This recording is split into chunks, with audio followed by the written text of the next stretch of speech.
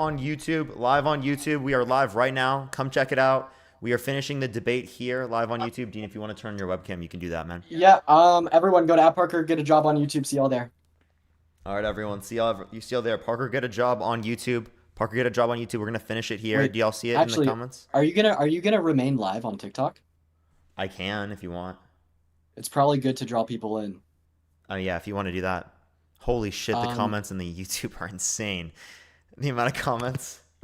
Here, I'll like do this. I'll remain live on the the phone as well. Here, I just gotta Wait. turn off my volume. All right. Oh yeah, I can still hear you perfectly fine. All right. Well, everyone, do join up real quick. Do join up real quick, and we can finish the debate here real quick. Dean, are you gonna turn on the webcam on your Discord? Yep. No Yep. live, no live. YouTube is live. There are literally so many people in the chat. Dude, this is messy. My webcam is not that good on my laptop. I'm making sure we are live on YouTube. Give me 1 second, everyone. Should put on your webcam as well. I already have it on. Sweet. Wait, I don't see it. Oh, it's like Post link. on the Everyone, look YouTube. at my link tree. You can look at my link tree. Literally, just go to my link tree. Wait, actually, I don't see it. Oh no, I do. You have to click live. Everyone, you have to click live. There's 2.1K people in here. You should see it. Click refresh the YouTube, or just click live.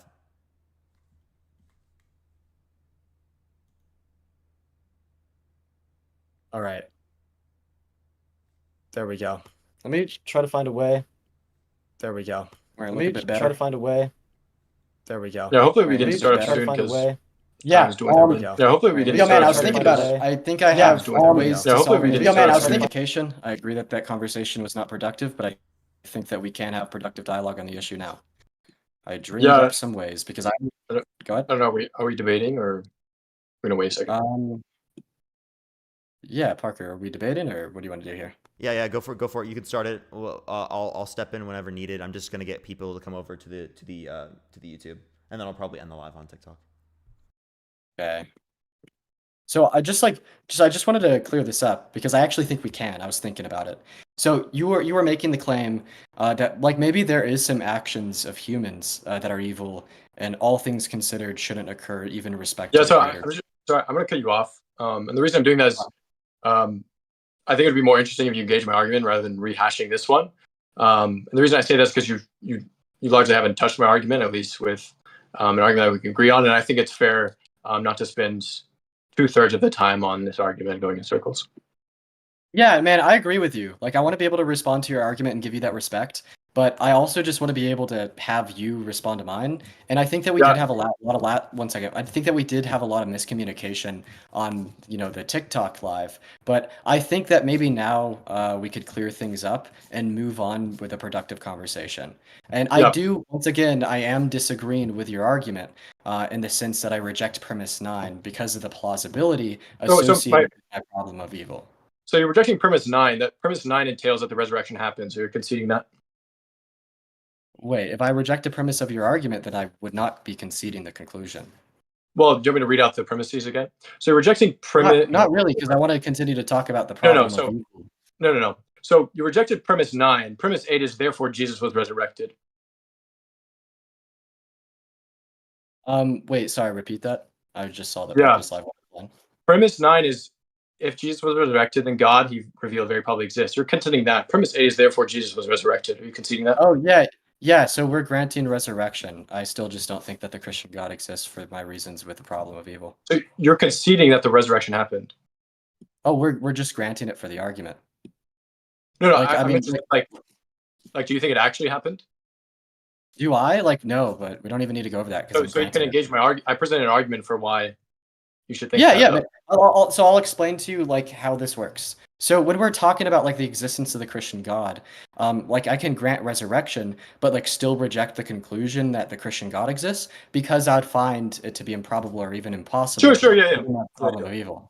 So yeah, I agree with that. I'm just trying to get down to whether you agree with if you're conceding that Jesus rose. Yeah, like I already said, so we'll grant that for the all intensive purposes, so we can continue to talk about my issues with the problem. You said it didn't happen.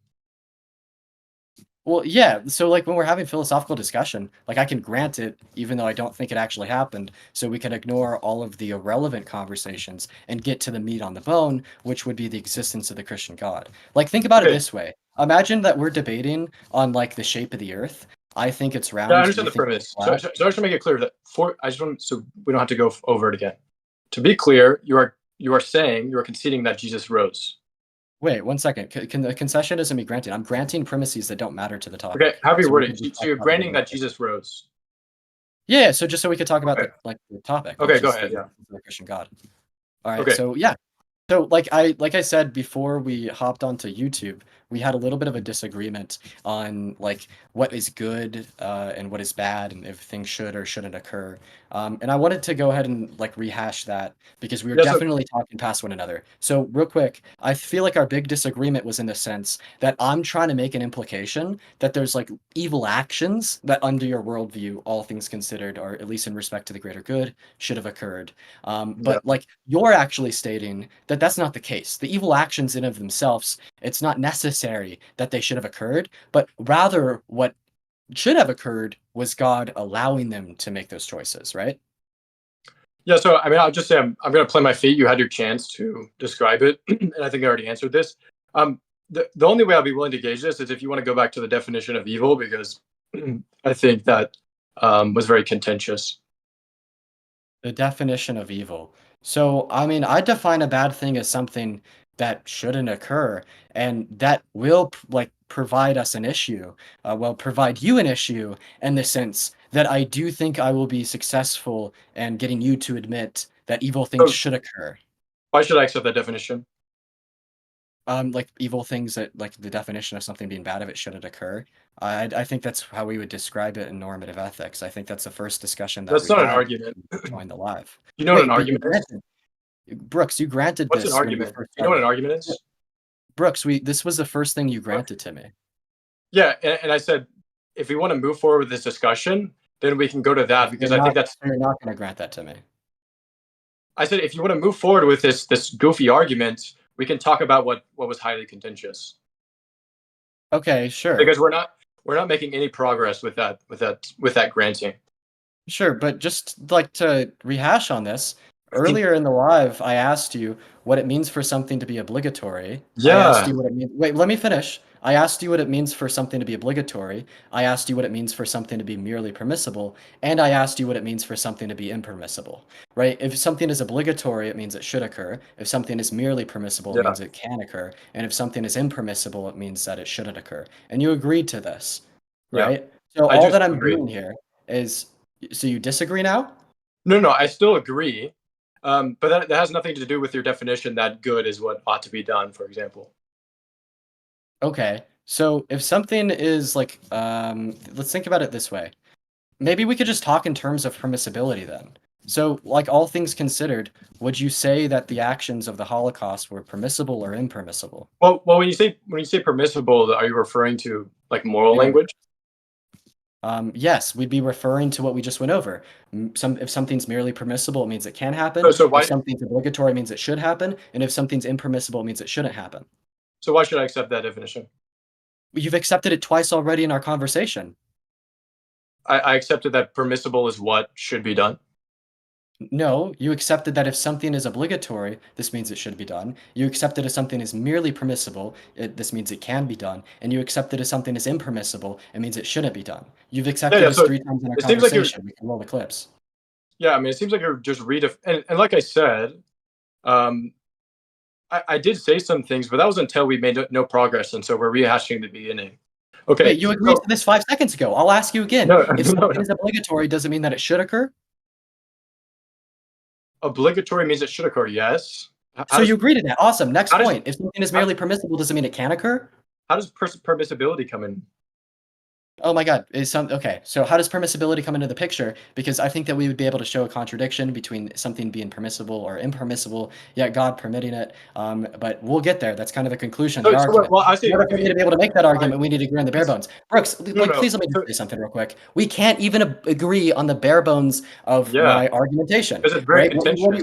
What you've 1 second. What you have done is you've accepted my terms and their definitions 3 times, and then you reject them, and then I simply corner you and ask you if you agree with me again, and then you agree with me again, but then you turn around when I actually start introing my argument, and you're like, Dean, why should I agree with you? So Brooks, I want to clear the air because I want to stop muddying the waters and I want to make my argument. Do you agree that if something is obligatory, it means it should occur? Do you agree if something is merely permissible, does it mean this can occur? And do you agree if something is impermissible, it means it shouldn't Dean, occur? let's let him respond real quick. Of course, I want to know if he agrees. If you're gonna rehash this, you've already tried for an hour and a half. And so what I'm saying is we can talk about this odd language and what good is. And if all you're doing is, if I understand you correctly, if all you're doing is replacing, for example, impermissible with bad, if that's a language, if that's the same reference, then I would deny it. So the language is ambiguous. Okay, so, well, first of all, we haven't even got there yet. Right now, we're only talking about things of permissibility. Wait, I'm sorry. I don't mean to cut you off. Do either of y'all know how to turn on slow mode? Sorry, I've been trying to do that, and that's why I've been moderating real quick. I'm not sure. I don't. I can look it up. I apologize. I just want to make this so clear. I want to make this so clear for you and for everyone watching. All I'm trying to do right now is I'm trying to see if you, Brooks, agree with my terms. And what I feel like you are doing is you are A, muddying the water by accepting and rejecting, accepting and rejecting. You are B, being intellectually dishonest in the sense that you are projecting an argument that you think I'll make, and you want to refute that. You don't want me to allow to make this argument that you think I'll make by muddying the waters and keeping it in the terms. We have been trying to get past the boilerplate here on what words mean for an hour and a half, and it's getting annoying. So please, let's clear this up. If something is obligatory, it doesn't mean it. Okay, let's not clear it up. Wait, let's let Brooks interject. That was a cool psychoanalysis, so I appreciate your psychoanalysis on my. Let's say this. Yeah, I don't know what I'm talking about. Maybe just like click in my head. Maybe the audience can decide. Let's move on to another argument, or you not have one. Brooks, I don't even know what you think about my current one. I don't know if you're accepting or rejecting these terms. Please tell me. Do you accept or reject the idea that if something is obligatory, it means it should occur? Brooks, please, do you accept or reject that? Yeah, repeating the question and just ignoring what I just said won't change the debate. He can't tell me if he accepts or rejects it. Yeah, chat, he got me. Just watch the debate. They can decide. You can think whatever you think. What do you mean? I'm asking you right now. It's not they could decide. We could decide. And I gave the reasons why I am not answering your question. Okay. No, you didn't. Please rehash them. I'll allow you to speak. I'll go on mute and allow you to tell me why you will not respond to my question. Because we tried for an hour and a half, so maybe it just doesn't click in my head. But the point is, we should move on to the argument. I think maybe you got me. Who knows? I think you're just pushing a highly contentious argument, and it's not making any progress. That's the reason. I think it's not making any progress because you don't want to allow it to make any progress. Yeah, it's a cool psychological statement. Nice. Okay, and I'm willing to say that you can prove me wrong by just simply telling me what permissibility and impermissibility is. You can keep taunting me. I mean, there's like 15 minutes left. You can keep taunting me, or we can try to make another argument, or you can try to make another argument, or you can engage with mine beyond. Yeah, sir. I've tried to make this argument 3 different ways. You rejected a normative notion of good. Is it the only argument you have? Please allow me to speak. You've rejected my normative notions of good with literally no basis. You just said that something wasn't strictly entailed with a nuh-uh, giving no justification 4 times in a row. So I move on to talking about degrees of permissibility because the same argument, right, this quasi-logical problem of evil that I'm attempting to give you can also be run when with the ideas of permissibilities. So in order for me to run my argument, in order for us to get this off the ground and running, in order for me to actually give you the premises, I just need to know if we have conceptual agreement on what it is or what it means for something to be permissible or impermissible, regardless of what you think makes it permissible or impermissible, and regardless of what is permissible or impermissible. Okay, yeah, I mean, we could just rehash it again. I gave one reason, for example, the Sophie's Choice example, and that was like, let's say you have 2 logically exhaustive options, and they're both evil. You ought to do one, especially if there's a lesser evil, but it doesn't follow that evil is therefore good. But again, I'm just planting my feet. And are you scared to move on another argument? Like, Wait, I have a question. You have 2 of lesser evils. Was this like the trolley example with the 5 people in comparison to 1? No, it was just like you can say anything, like either murder 10 people or murder 20, for example. I have a would have question. I have Huh? a question. In what sense shouldn't you, all things considered, in what sense shouldn't you murder the 10 people if you have good reason to murder the 10 people, Yeah, as it so would be saving more lives than if you were not to? I could give you an example of this, okay? wait, real Right? quick, let me respond real Okay. quick. Do you think the murdering 10 people in that case is good? Yeah, it would be good, all things considered, because the relevant alternative would be the deaths of 20 people. And I Okay. say it's good because you Yeah, should that do seems that, right? absurd. No, it's not absurd. I'll demonstrate to you how. Yeah, I think that's absurd to too. According to whom? You should do that because it will save more lives than if you didn't do But then it. you're just begging the question. Then. How is that begging the question? That's how we define our normative terms. I'll give you an example of vaccine. When you put a vaccine in your arm, it causes you a little bit of pain. Would you say that you should experience that little bit of pain, all things considered, because of the great benefits of the vaccine? The issue is like you're repeating your argument, but it It's relies. not an argument. I asked you a question. I want to see what you think. Please respond. Is that something you should do? Should you feel that little bit of pain for the great benefit of the vaccine? But this relies on the presupposition that goodness is what ought to be done. Brooks, are you able to answer one question? Not if it's complex and leading and not good faith. Oh my God. So now you're saying my questions are complex, leading, and not good faith. All I'm asking you here, right, is should you experience the pain of the needle entering into your arm for the greater good of the vaccine? Yeah, it doesn't respond to the definition. Like this doesn't prove the definition. It absolutely does. It responds to the Sophie objection of preferring a quote-unquote lesser evil in comparison to a greater one. Okay. Do you have another argument? Brooks, can you answer a question? I mean, this is getting ridiculous. You won't even answer one singular question. I guarantee you I would have answered your question if it happened in the first hour and a half. Okay. Wow. You can't answer a single question. Yeah. Okay, I'm going to go and explain to you where this argument goes. So I answered it 20 times. I'm going to go. No, you haven't. No, you haven't.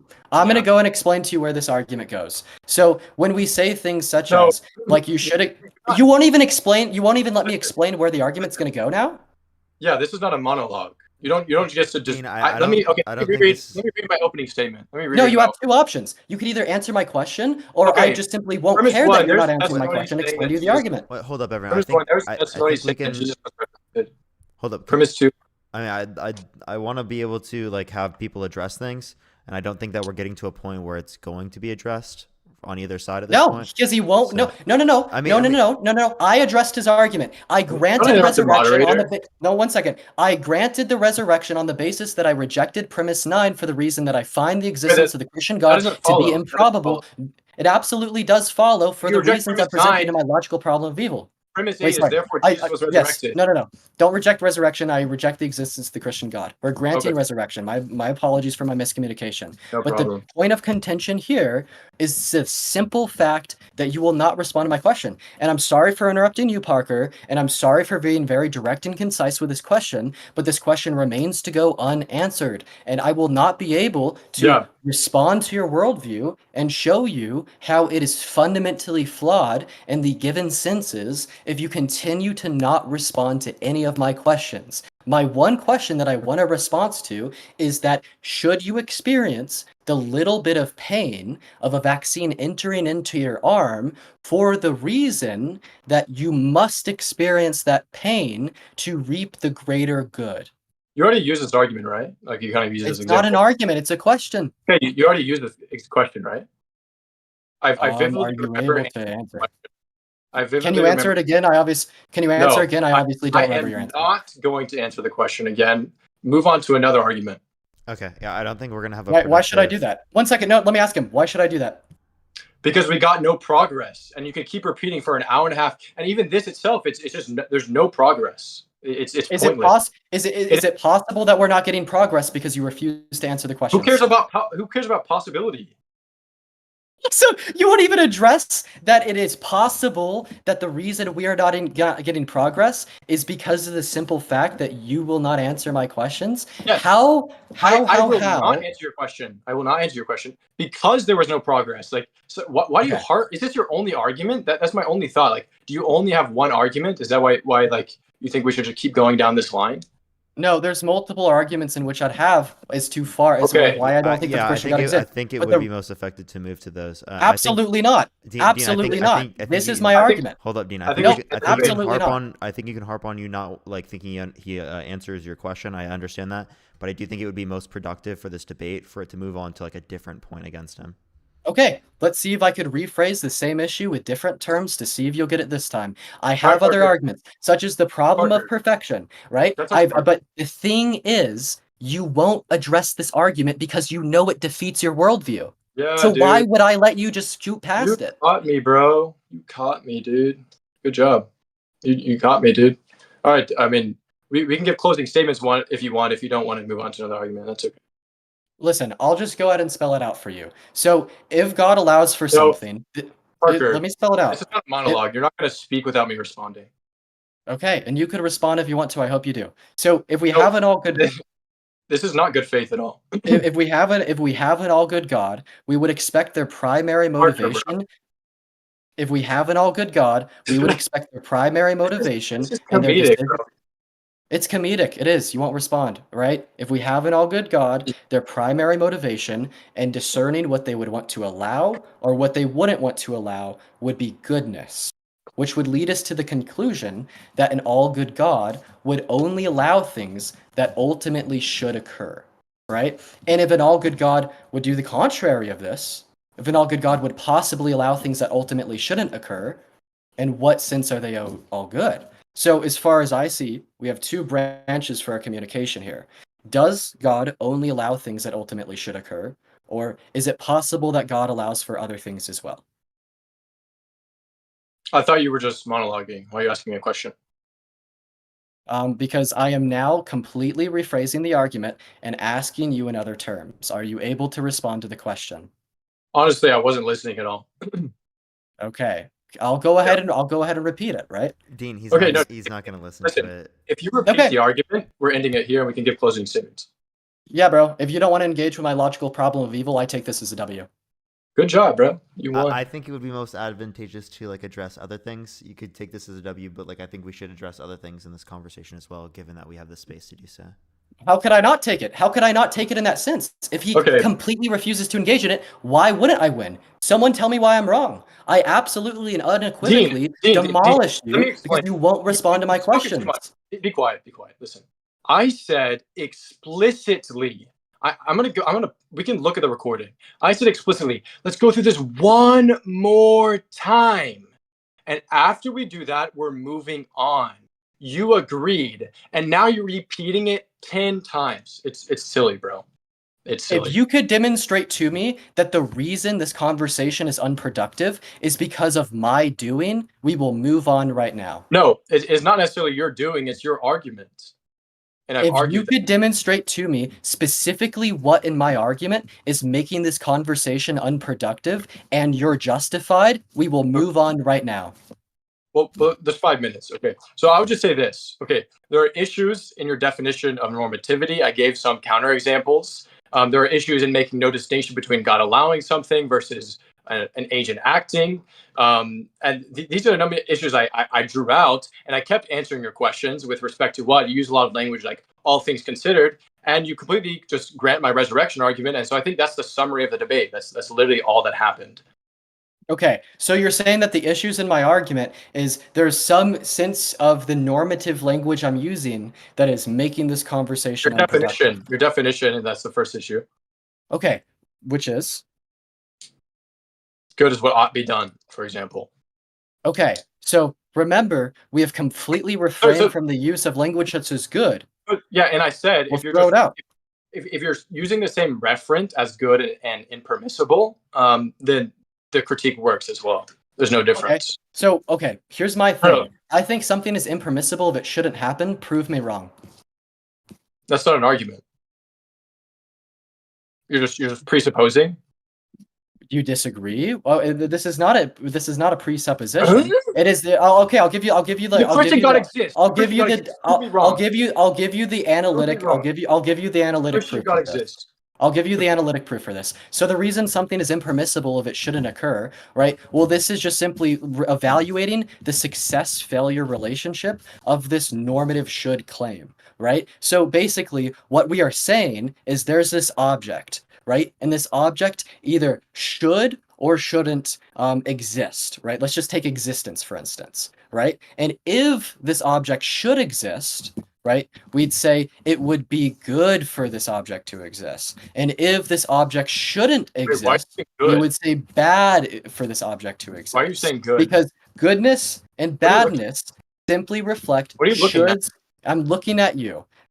Goodness and badness simply reflect shoulds and should nots. And I will simply ask you, if you disagree with me, please either give me an example of something that is good, that it's not the case it should happen, right? An example of something that's good that shouldn't happen, or an example of something that's bad that should happen. Give me an example to show me how I am wrong. Yeah, I mean, first, again, that's not a good argument. I gave a Sophie Choice example. I gave a trolley example. And we can rehash no, you didn't. No, you didn't. The trolley example. The trolley example. All right, you could either kill one person or 5 people. Okay, would you say you should kill the one person over the 5 people? I think we should give our closing statements. You can give no. You brought up the contention. I think it's bullshit. Cool. Would you say that we should kill the one person over the 5 people? Okay. There's 3 minutes left. You want to give our closing statements? You can't even address it. You say there's an issue with my argument. I press you on it, and you pivot away and you refuse to answer. We rehashed this, bro. I specifically asked you to explicitly state the issues with the argument, and you say it has to do with normativity and using a good statement to suggest something that should occur. And then I ask you for a counterexample to this. You give me the trolley problem, that I demonstrate to you how inside of the trolley problem, we're still using the same language. You should kill the one person, given the fact that the other option would result in more suffering. Yeah, so listen, we can do our closing statements because there's no time left. You can take whatever as a dub. And I think this debate and this live debate is a good example of why I don't do live debates. You said you don't think I would do it because you don't think I can. The audience can decide. You've proven that. Okay, good job. Okay, and I can engage your arguments in a video so the language can be unambiguous and all these things. But the point is you're just continuing on this one argument. I guess you don't have any other argument. You granted the resurrection, and so whatever. Look at that, folks. You can engage with the argument. You are saying now that you want to do closing statements. Real quick. Parker. Why do we have to end? I want to keep going. I mean, if you have time, Brooks, I would love to be able to make it so that we can reference the resurrection point, and then we can go into closing statements after that. Or I mean, Dean can bring up another argument if you. But I mean, if you don't have time, we can. I want to give my recap of the debate so far. So here's my recap. I want to hear what Brooks says real quick. Sure, fine. Okay. We said the debate would be 2 hours, and so I planned things around that. It's about to turn 7. That's 5 to 7, and so we ran out of time. And so we can give closing statements. Dean, you can have the last word if you want. Yeah, just real quick. Would you say that this debate has been unproductive for the reason that you can't engage with my logical problem of evil on the basis that you think my normative language is flawed, even though you couldn't present a counterargument to the way in which I'm using my normative language? Yeah, I mean, so you can just phrase it however you want. I think there are a number of issues with the argument, which I tried to bring up, and then you just ask the same question over, maybe in a little bit different way. Bullet point them. I don't know. What did you say? Bullet point the issues. I won't even respond to them. No, Brooks. Closing statement. I want you to bullet point the issues with my position so we could at least reflect on it and see if it was true in the context of the debate. That's all I'm going to ask. I'll make this clear. I'm not going to respond to them. I want you to bullet point your particular objections to my argument that you think made it unproductive, so everyone watching can roll back the tapes to see how your reasons why you won't engage are cowardly. Okay. Take it away. Yeah, so do you want me to include in my closing statement? Do you want to have the last word? I can let you have it. No, I want you to have the last word. I want you to bullet point the particular Okay. issues Yeah. with my argument so everyone could watch it back and realize how wrong you are. Yeah. Okay. I'll bullet point it in my closing statement, so you can go ahead and do your closing statement. Do you want to do like 2 minutes, Parker, or something? Yeah, I got you. All Awesome. 2 minutes. Yep, I'll take my 2 minutes. Listen, I think at the end of the day, the big problem with the existence of the Christian God is reconciling it with the suffering and the evil that exists in the world. One of the many ways to reconcile these issues is by presenting theodicies, such as skeptical theism, or a type of the fine-tuning argument, but in the context of suffering. I don't know the name of it. And the issue with these is that they merely attempt to justify why the evil should occur. For instance, skeptical theism posits that God allows the evil because it reaps some greater good. What is the implicit statement here? That the evil should occur because if it didn't, the world would be worse off as the greater good would be forsaken, right? And this was all I wanted to get across to Brooks. I wanted to demonstrate this. But what Brooks did was he rejected the argument as a whole by rejecting something good, merely telling us, right, what should occur, and something bad merely telling us what shouldn't occur. And I feel as if Brooks had no grounding for these rejections. Rather you're an atheist, rather you're a Christian, rather you're a Dean supporter or a Brooks supporter, what we need to recognize here is not, I don't like your language, is not a productive counter argument to my response or version of the logical problem of evil. And if my language was flawed, Brooks should have been able to demonstrate the flaws in it. But just simply saying the trolley problem, but with a response such as the idea that you should kill the one person in comparison to killing the five, defeats it. If you are listening right now and you think that you should kill the one person in comparison to killing the five, you disagree with Brooks's with Brooks' counter argument and or It's 2 objections minutes, to Dean. mine. All Yeah, right. 2 minutes, Brooks. Okay, thanks. Yeah, I mean, I would say that I presented an argument. It wasn't touched besides premise 9. So I want to remind all of you that Dean did grant that the resurrection happened. And so largely, if you just remember that the resurrection was not touched. And so if you think his argument is confusing, implausible, highly contentious, I mean, there's no philosopher, or it's pretty universal that they reject a logical problem of evil. And even he uses kind of a very specific, odd problem of evil. So if you just think it's kind of pretty bad, like I do, then I think it's good to accept that he granted, or realize that he granted the resurrection, and thus that it follows. I mean, you guys can tell me what you think of my argument. And so I did present a number of issues with his arguments. I brought up my issues with his definition. I give a choice of Sophie's choice. I give an example about Christians, for example. He thinks it's good to push falsehood and oppress the marginalized. I also talked about a distinction between what God ought to allow versus what an agent ought do. And so there's a clear distinction there. This allow permissibility versus an action. And so that just summarizes my issues with debates. And he wanted to keep rehashing different issues, and it literally got nowhere. And this is an example. This is what I said would happen, and I was concerned about, is we would make no progress. But that's what happens. And it was annoying that we got banned, but can't help that. So anyways, if you guys like my argument, you can engage my argument. It was 10 premises. He just attacked the 9th one.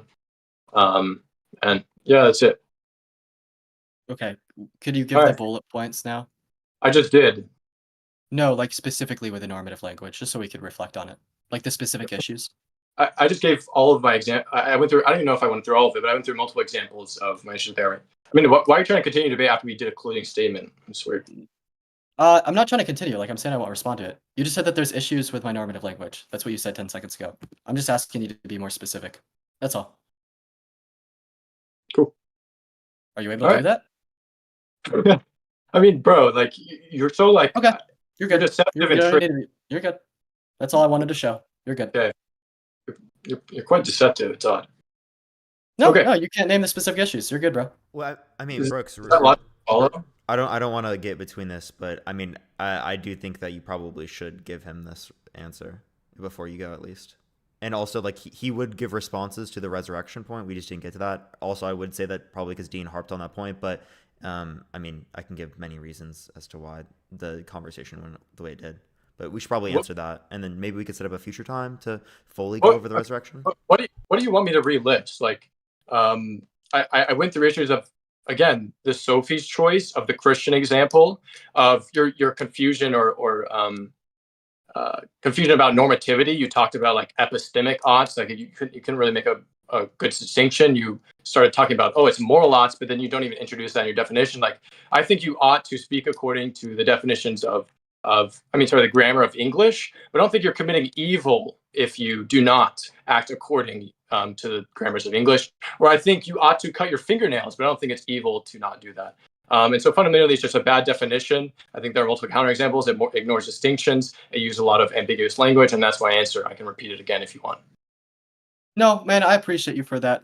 There's moral oughts and non-moral oughts. I think just saying that there's non-moral oughts doesn't address my argument considering the moral oughts. But you're good, bro. All right, sounds good. Well, real quick, I just say I'll go to God. I don't know if we made much progress, but I sincerely do wish your salvation. I know your mind might have blocked some things, but I do wish for your salvation and everyone watching. Anyways, God bless. For Let me sure, know when man. you're ready to Have address a those good day, moral man. oughts. How do you feel about that, Dean? Okay, so my takeaway from the conversation that we just had with Brooks was it was very unfortunate that he wasn't able to address the argument in its slightest. His only contentions has to do with the language that I used. His biggest contention had to do with the idea that it's not necessarily the case that if something's good, that this means it should happen.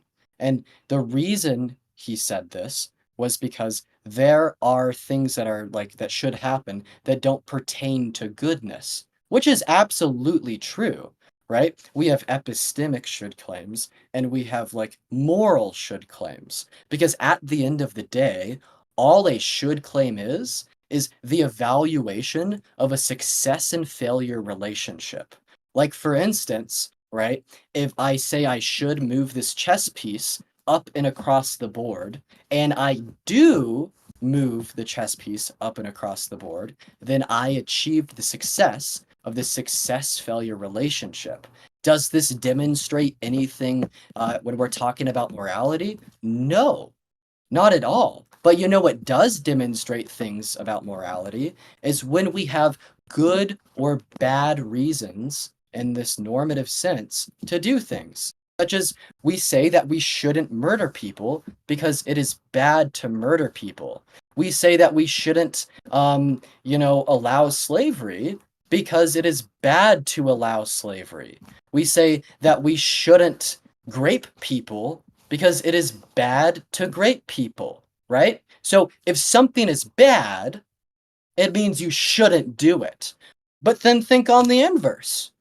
I should go give my mom a hug, right? Or more instance, if someone like that would be a claim in which is merely permissible, which is the third option.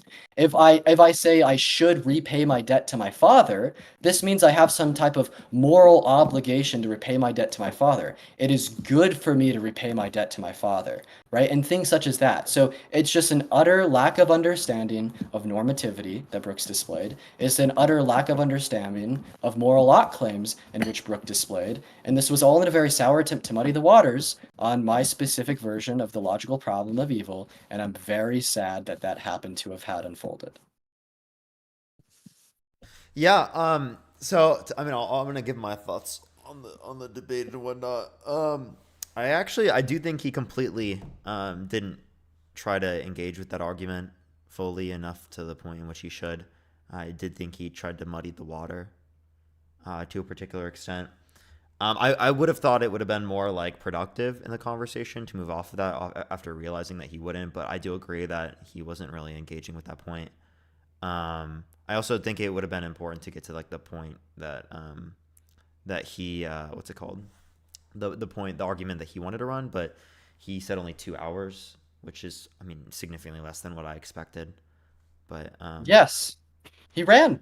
And listen, did he say 2 hours everyone, to you? he said we could go for 2 hours, but we could also agree to go longer at the end. So he just simply didn't want to go for longer with me. I mean, shit. I'll show that on stream. I'll show that on stream. For sure, for sure.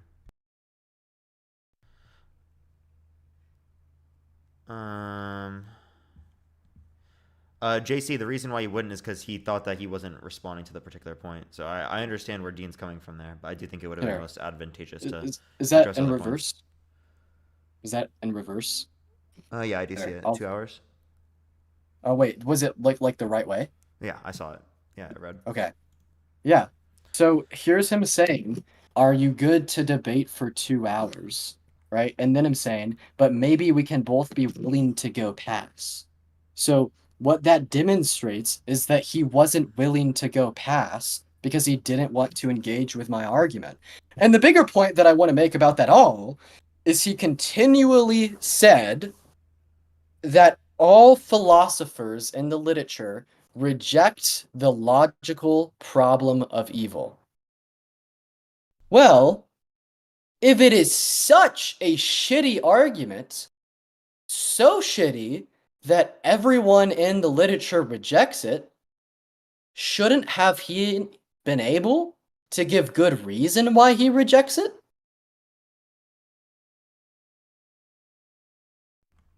How do we? Oh wait, here I think I can check. Wait, I can't even find the ones from today. I wish I could find all the people who sent message. Or wait, I think I found it. Wait, no, I didn't. Okay, I can't find it for some reason. I can't find the supers that people sent. I do apologize to all the people I didn't say thank you to. Thank you for all of the donations that people did send. I for some reason, if anyone could tell me in the comment section how to find that, I would love to be able to find that. And then everyone, the granting of the resurrection, that was just for argumentation. That wasn't because he actually thinks the resurrection occurred. You want to get some other people's thoughts on it? Yeah, I mean, if you want to add in people to the group chat, go for Yeah, it. sure. I also I'd like to maybe add a Christian up in here as well. For sure. Danny. Should I fully? I'm gonna make the full screen my webcam, so that it doesn't like dox anyone if no one wants their name. Danny, can you send me a guest request on Oh wait, you don't need to do that yet. You don't need to do that yet. Brooks is not coming back. No, that is completely done. Everyone, the debate is completely done. I thought it would go longer. He said maybe 2 hours. So I don't know why he would have like set up stuff right after the 2 hours if he said maybe 2 hours. That's my one concern. Here, If y'all get what I mean there, at least. yeah, so he said like, oh, we could maybe do 2 hours, maybe more. But then apparently he had plans that he had to go to right at 2 hours. Yeah, it's I mean that is a little bit, that doesn't really make any sense to me, but Listen, I'll take the W, maybe he bro. did plan it. I mean that's still possible, but it's just not probable, I would think. I absolutely and unequivocally think that I won that debate. Absolutely. Here, I'm just adding Danny. I'm sure you could like put all of us up. Yeah.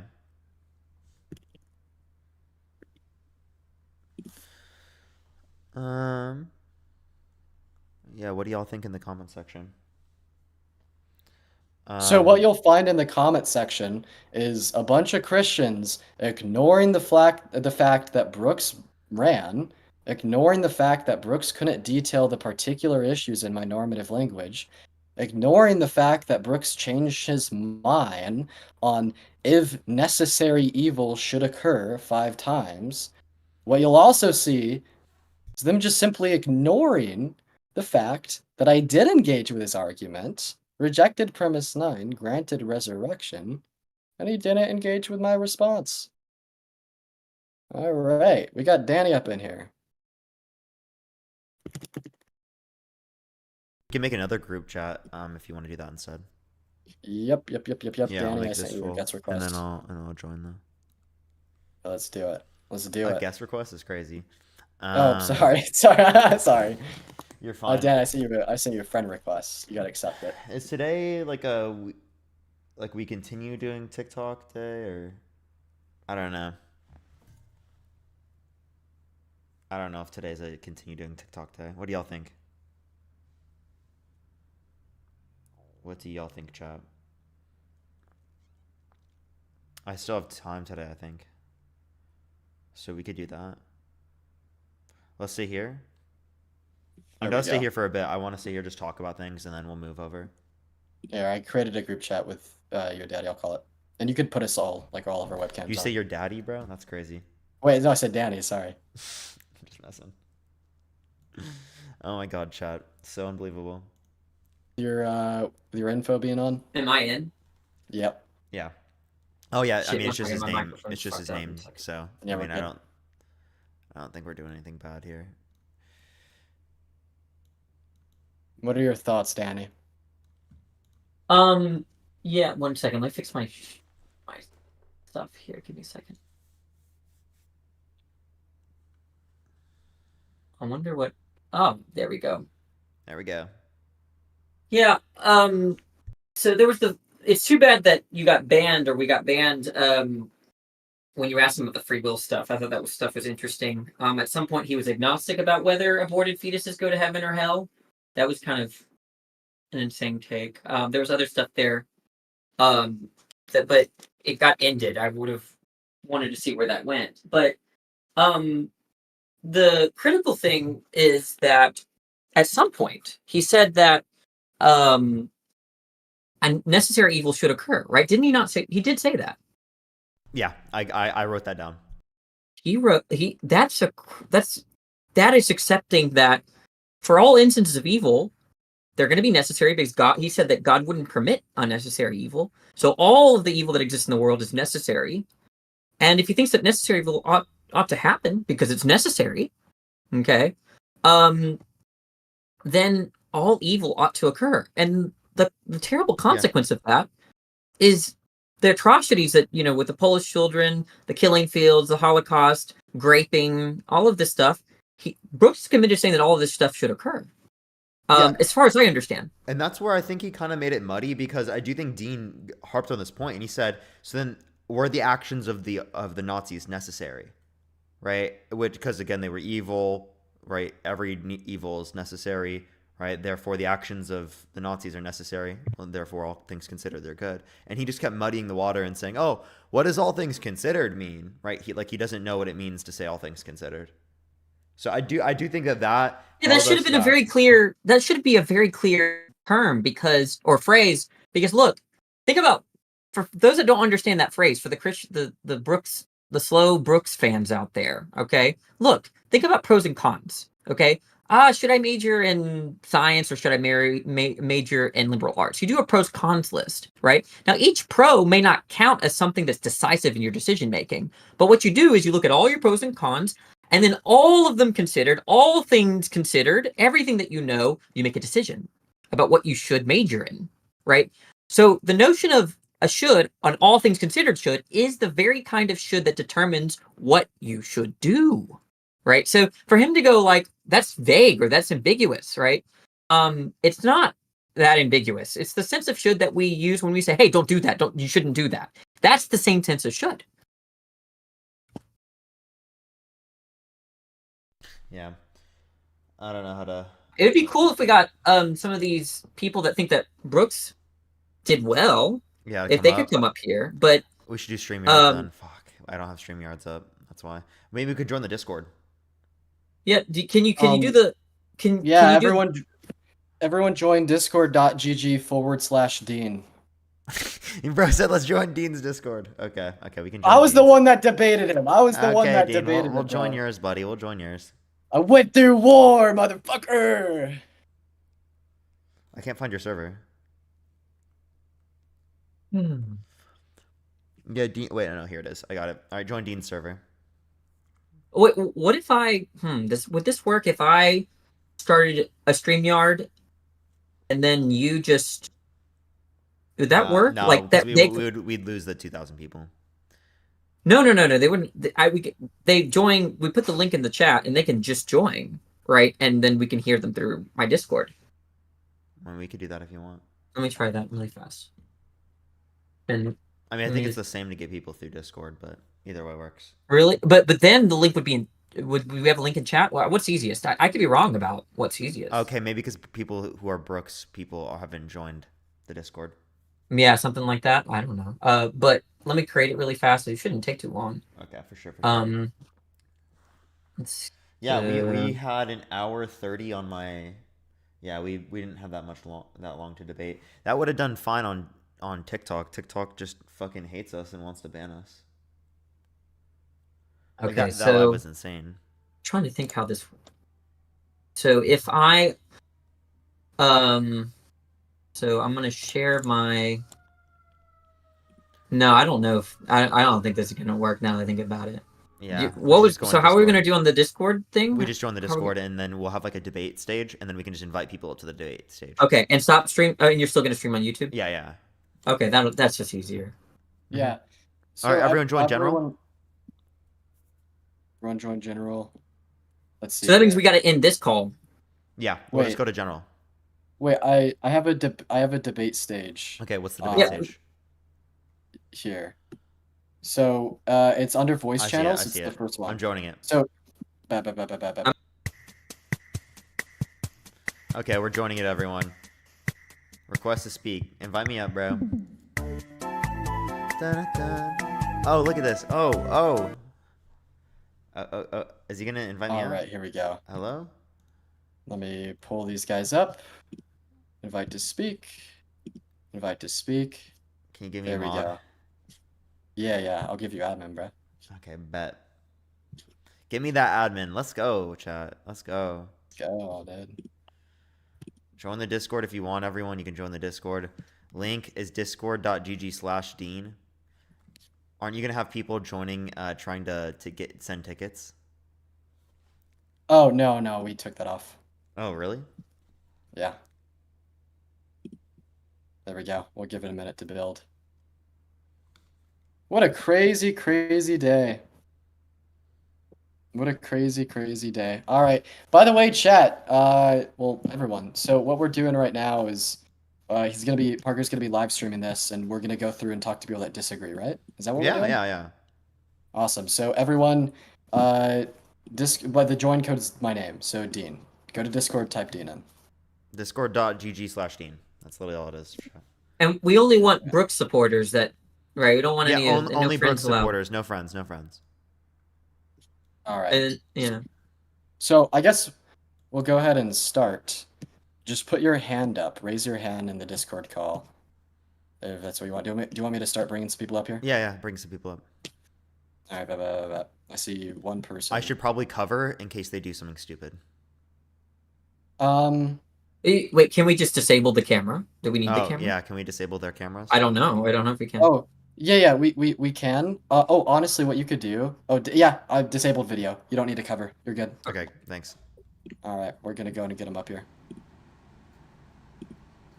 What's up, man? No. Are you a opposition? Fuck the nigger. Okay, so... Yep. Thank you for kicking them. Yeah, who did that? Whoever did that, you're on it. Yo, mods? Right, y'all are gonna be on it.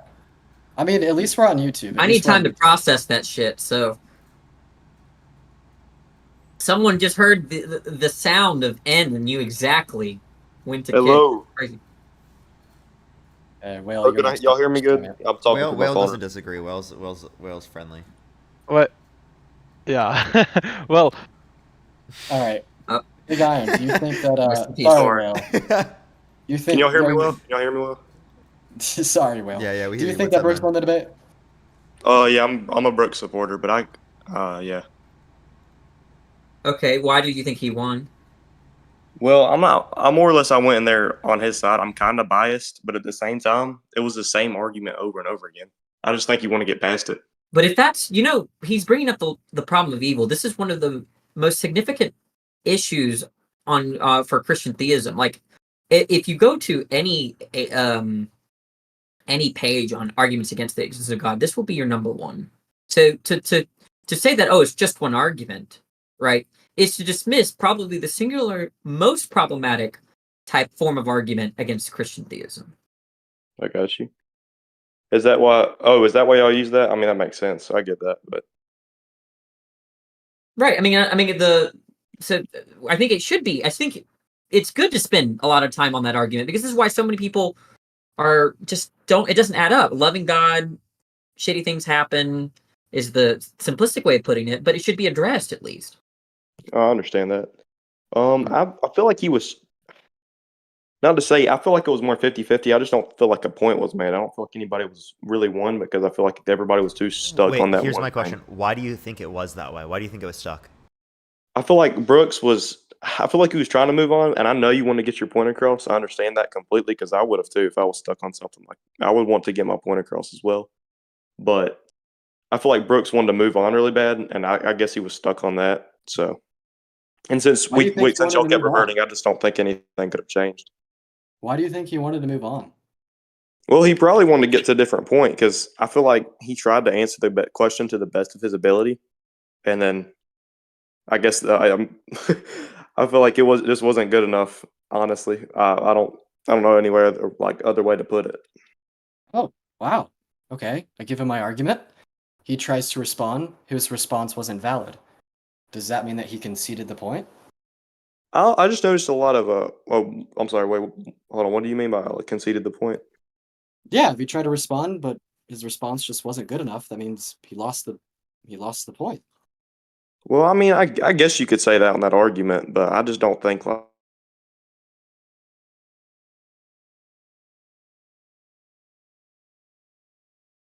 That was being made because it was just the same thing over and over again. I don't feel like he lost completely though.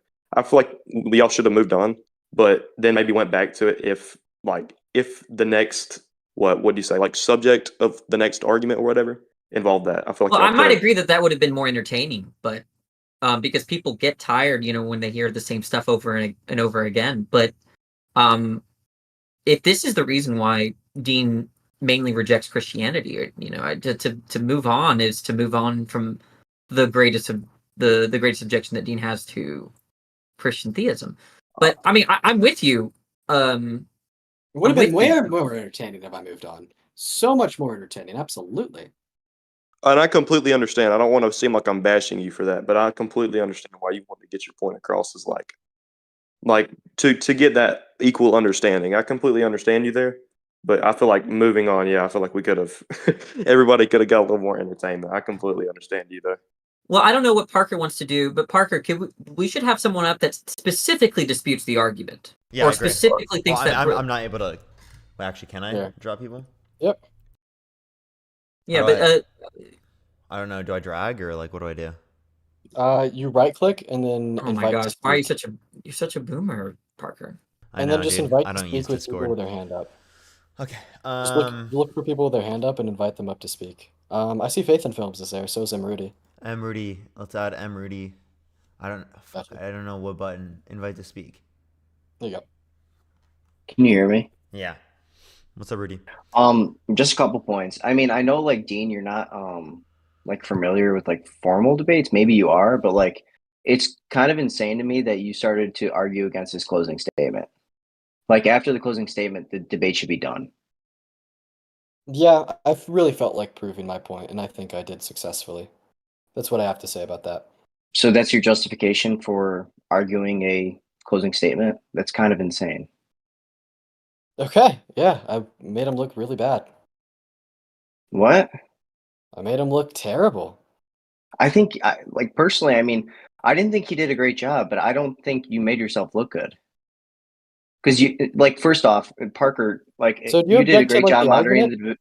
Hold on, Parker, you did a great job moderating, but then even in a debate debrief, which you do later on, you're the moderator's still kind of not very biased. And then, like, as soon as he leaves, you guys just start talking about your opinions on the debate. It just wasn't Hey, good faith. So do you object to the argument that I Wait, gave? are you saying it wasn't good faith for me just to wait to give my opinion until after the debate? No, I'm saying directly after he leaves, you guys start talking about the debate, and then you keep going. When he's not there to respond anymore. What do you want me to start talking about it when? I don't know. When should I give my opinions Later on, restart, When? and then you I have restart, to, and then I you have do to it later. restart to give my opinions on it? Hold on, Parker, I literally, my opinions on it were pretty unbiased, right? I thought that No, he Yeah, no, I agree. I I agree literally that gave you reasons did for a good both job. sides. Yeah, but I don't. On the other hand, I don't think Dean should be monologuing as soon as the debate's over and he leaves when he's not there to respond anymore. So when should I be able to talk about it? What I don't know, else a were we different supposed to time. talk In about what? right now? Hold on. In what debate do you ever see a moderator and one of the debaters stay on after directly after the debate is going? Stay on and I then did that just when talk Marianne about. Williamson came on my live. We I'm do that saying all. in the Wait, then also we professional do that world. every day. We do that every I'm day. saying in the professional world. Yeah, an Wait, informal what do you mean in the debate. professional world? I'm saying We're not in trying to do something formal. professional here. This was originally just I like thought you on guys were doing TikTok. more of a formal debate. More You formal guys than we had closing statements. yeah, so more formal than we typically do, but that doesn't mean like we're doing full formal. Yep. Okay, so you think it's in good faith as soon as he leaves to Dean to just ramble on again about Look, Listen, rehashing it? Yeah, give his it's just thoughts. Yeah. you're just criticizing the debate etiquette. Is that interesting? No, and I had another thing. I You're thought it just was horrible criticizing the debate etiquette. etiquette. You're just Yeah, I thought it was that's not that horrible. interesting, honestly. Even if you're right, No, it's not but I had a question. I had a question, Danny. That was just my first thing. okay. Um, I'm still working through Dean's argument and stuff. I'm still working through that on my own. But why? He did make a good point, and like most of the well-known philosophers, they reject like a logical. Even no, I'm saying the atheistic philosophers. They don't ever use a logical problem of evil. It's always evidentiary. Yeah, well, there are a lot of reasons for that. But first of all, there are two. Do you know who came up with the divine hiddenness argument? I'm not sure. Very famous atheist philosopher J.L. Schellenberg. He still runs a logical problem of evil.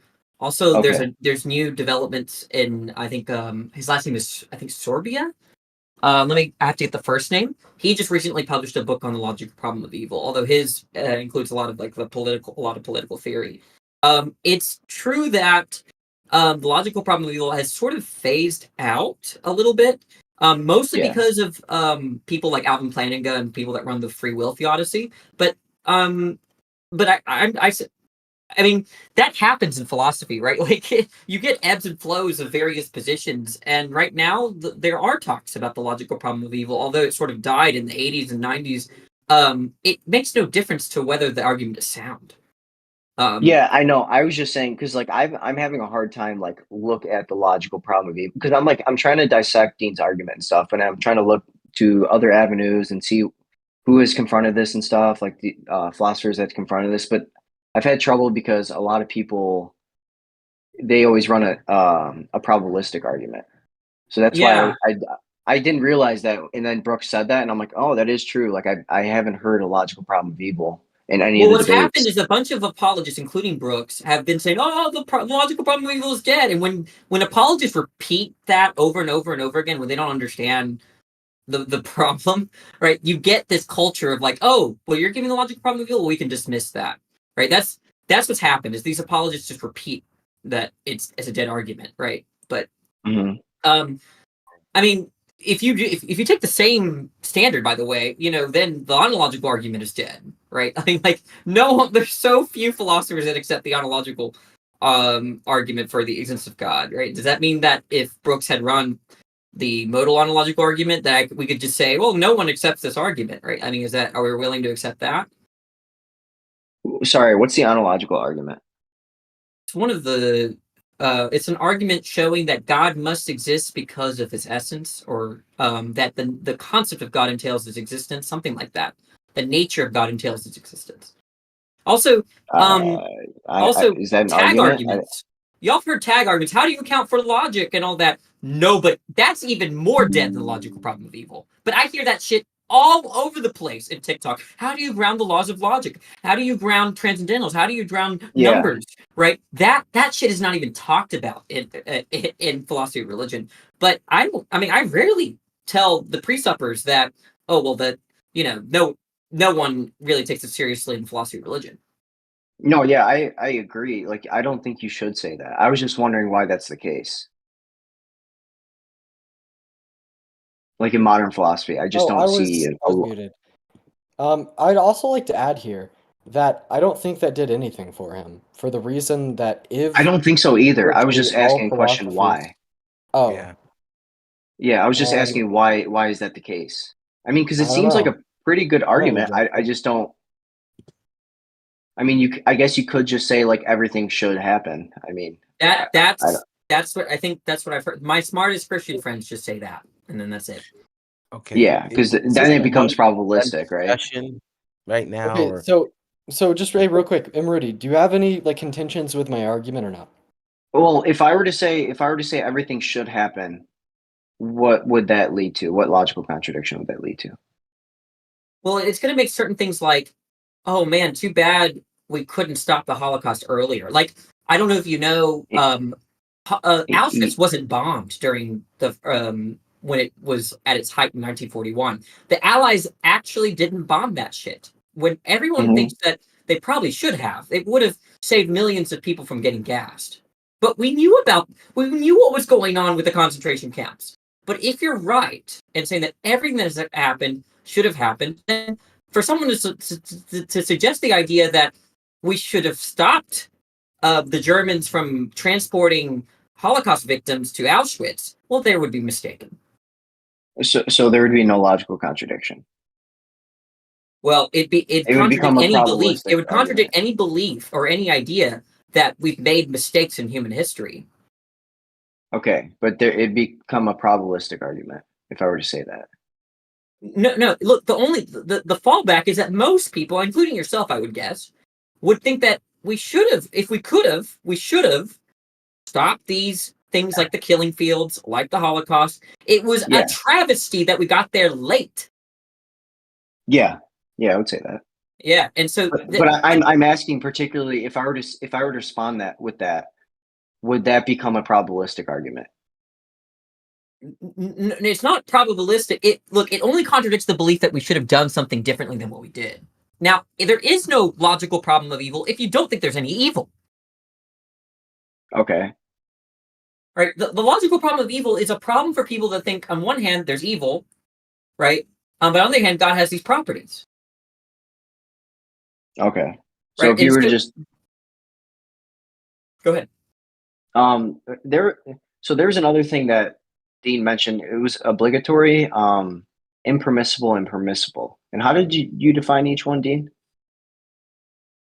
Well, first of all, you have things that are obligatory, you have things that are merely permissible, and then you have things that are impermissible, right? If something is obligatory, all this means is it's something that you should do, right? If you have something that's merely permissible, all this means is that it's not necessarily the case that you should or shouldn't do. It's just you can do it, right? And then if something is impermissible, it means it's something you shouldn't do. And Hold on. Brooks rejected this, and this was his issue. But you said permissible is something you can do. Wouldn't impermissible just be something you can't do? Which is another way to say something you shouldn't do. Well, I can do impermissible things, right? Yeah, but it could also which would be no. You can do things that you should not do, which would be permissible. Oh, right? So you're saying there's things that you shouldn't do that are permissible? So what's the difference between something that you shouldn't do being merely permissible and an amoral action being merely permissible? Something you shouldn't do that is permissible, and an amoral action that's permissible? Yeah, what's the difference? I'm not sure. I mean, there isn't one you're held to one you're held to go ahead. One you're held to a standard, the other you're not. I don't know. Maybe you have something imputed to you when you do something you should not do. Like sin on your heart. If I were to give an example. Okay. Like you have sin. So you just feel bad about it when you do one thing? No, I'm saying that's something God imputes to you. Like you have sin on your heart. So he looks at you and he shakes his little finger, but he thinks it's permissible. Why did he shake his finger? Because just because you can do something doesn't mean you should always do something you can do. I mean, can you explain to me why evil is wrong? Hold on, can you just answer what I just said? Just because you can do something doesn't mean just because of the fact you can do something, you should do it. Do you agree with that? Yeah, that's why there's a difference between like moral obligations and things that are merely permissible. I'm specifically asking you what the difference is between something that's merely permissible and something that's evil, not what the difference is between something that's evil and something that's like obligatory. Okay. Yeah. Yeah. I'm still working through the argument. I was curious on that. But hopefully we can do a debate sometime when I do reconcile that argument. But yeah, I just wanted to come up and ask about So the why it's not. just to clarify, you don't have any reasons why I presented a bad argument to Brooks, right? No, no. I think you could have portrayed it in a completely. You didn't even get to his argument. That's why I think there should have been time segments because you didn't even touch his Yeah, argument. that's fine. He did touch his argument. He disputed. He said, "I did reject the ninth premise," and then Brooks didn't try to defend it. That's true. Oh, I mean, okay. they could Yeah. have So I gone joined more. later. They also could have gone more into depth on it. Just Brooks, for some reason, had to leave at this time. At Right. 2 hours, I actually didn't know that they had only 2 hours. I had no clue that. I thought we were gonna go like 3-4 hours. Yeah, so I just to thought we were clarify, like at like halfway stage when he was like leaving.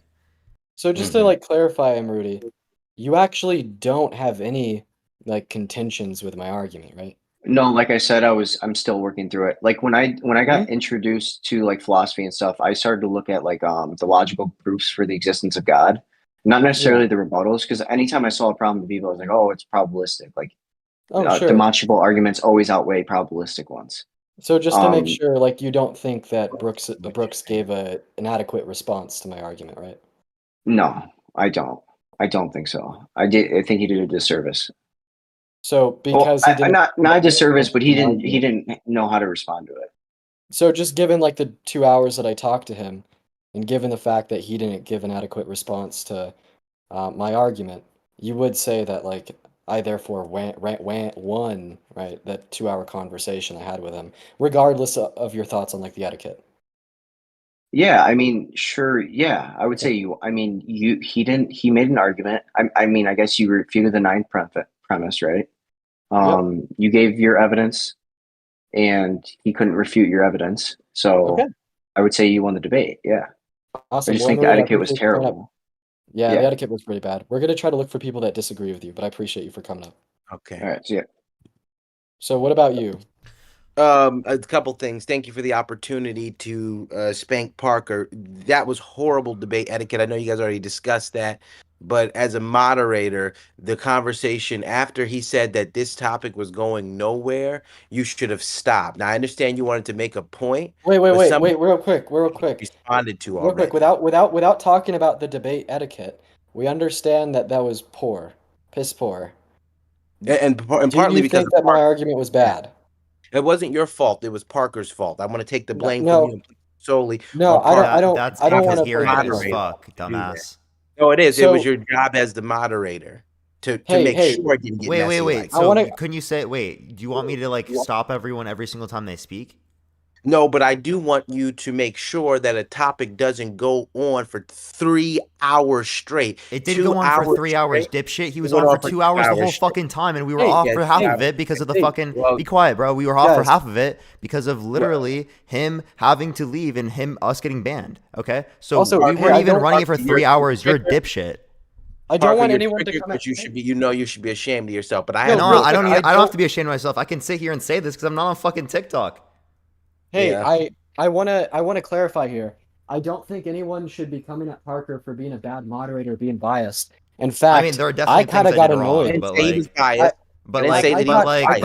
just I kind of got like annoyed. Cry about it, honestly. I kind of got annoyed with Parker at like times because I thought that he was being too biased towards Brooks. So it's obviously not the case that like Parker was doing like anything wrong. I don't think Parker was biased. I think that Parker didn't know what to do. I literally only stopped Dean from speaking, dumbass. That's wonderful. Literally, if you listen to it, did I even stop Brooks once?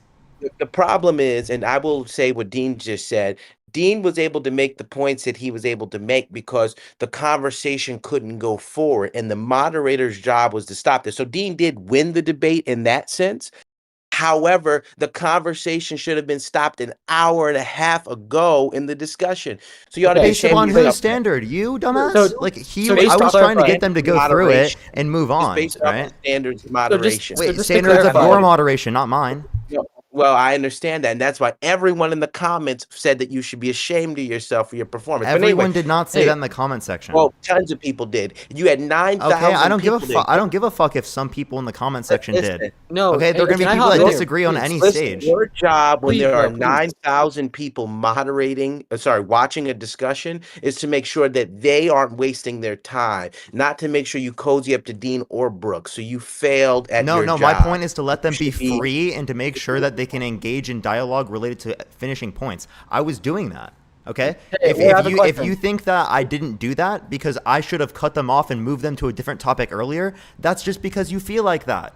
I don't give a flying can I say fuck how something? you feel, to be totally Well, you fucking don't- real with it- you. it doesn't I don't matter. give a Listen, I wanna shit, say bro. you don't have to get I honestly, emotional. You I don't want have them to to get get fully through the Parker, problem, and then we listen. can move on to the next one. It's not necessary. Start All of that keep drama- crying about it, it's buddy. not- I'm just giving you I've been my trying to say opinion. The something here. drama is not necessary. I'm just giving Okay, you back my on mute. opinion I've based been off trying to of say what something here. Stop 9,000 talking people so I can saw unmute you, and some please. said. Go ahead. I'm listening. Okay, there you go. All right, I just been trying to say something here. Mm-hmm. You like critiquing how you think Parker did as a moderator is really fucking irrelevant.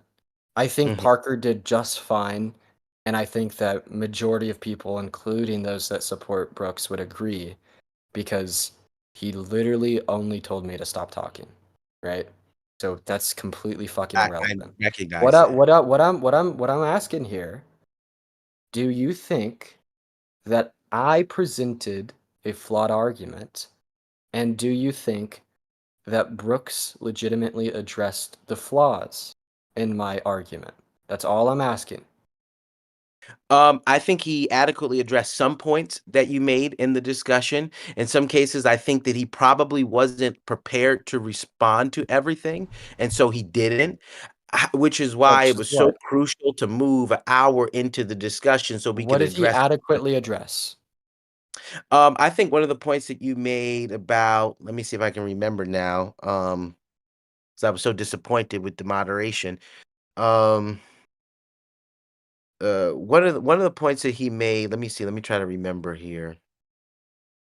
You made an argument about, oh shoot, I'm trying to remember. Oh man. Hmm. Oh man, so I'd have to look at his closing statement again. But I thought in the closing statement there were a couple things that he said that I thought were noteworthy. I think when he kept mentioning that it didn't logically follow that just because you should do, just because there good doesn't necessarily always His imply main an point ought. was I thought he I didn't responded know to debate that well. etiquette. I don't know formal But debate etiquette. again, I don't give a nothing flying happened fuck. because of, again, I understand your personality type is probably like an ENTP, so you wanted to press that point continually, and I get that. But the conversation, I mean, went nowhere. Well, remember the Brojo, you remember the case where you either have to kill 10 people or 20 people. Now, both don't seem like optimal choices, right? But if you were narrowed to those two options, there's we would say that what should you do? What should you do in those cases? Given that you value life, it's better to unalive 10 rather than unalive 20. And then what Dean said was, all things considered, given your limitations and the way that we set up the hypothetical, it's better or good to unalive 10 people rather than 20 people. Then Brooks proceeded to say that that is nonsense. Mhm. All right.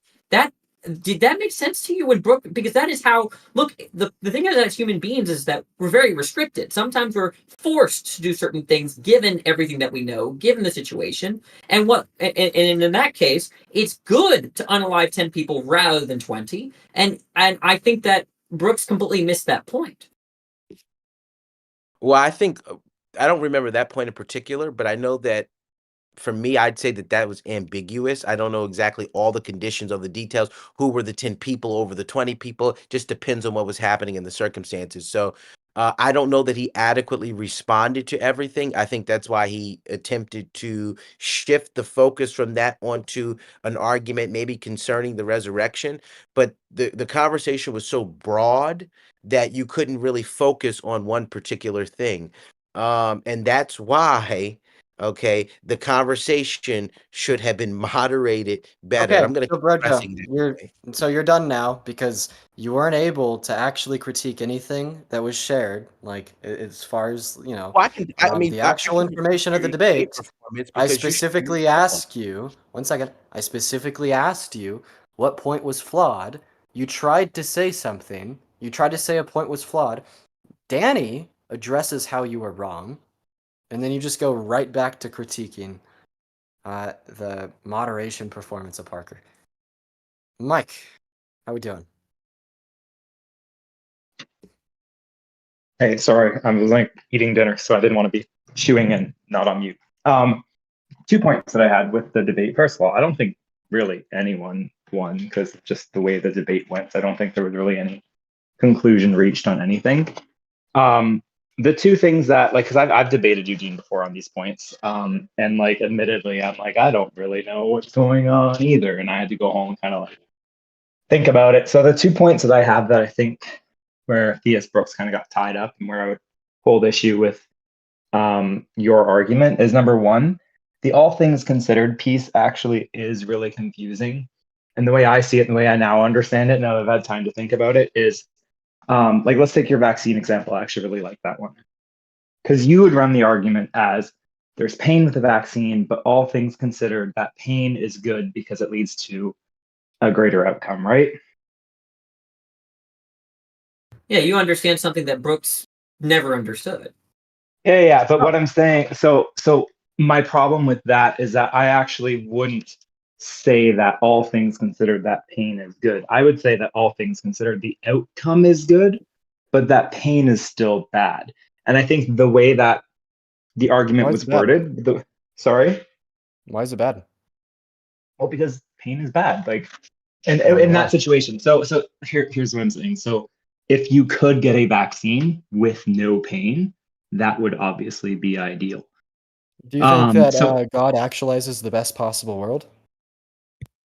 Yeah, that's a difficult conversation, and I don't want to debate. I just wanted to get into the conversation about like the issues that I had with the actual argument. So does he actualize the best possible world? I think there are. I don't know that there's like, if you think about possibilities, I don't know that there's necessarily like best. I think there's different. Wait, let me ask it this way. Let me just ask it this way. Sure. Wait, I have to go. I have to go eat with my wife. Good job, Dean. Y'all have fun. Thanks for having me for the few minutes I was here. You're awesome, Danny. Peace out, Danny. Thanks, Danny. Bye. Let me ask you this way, Mike. Could God have actualized a world where we like reap the benefits of all the evil, like whether you say it's like the greater good or whatever?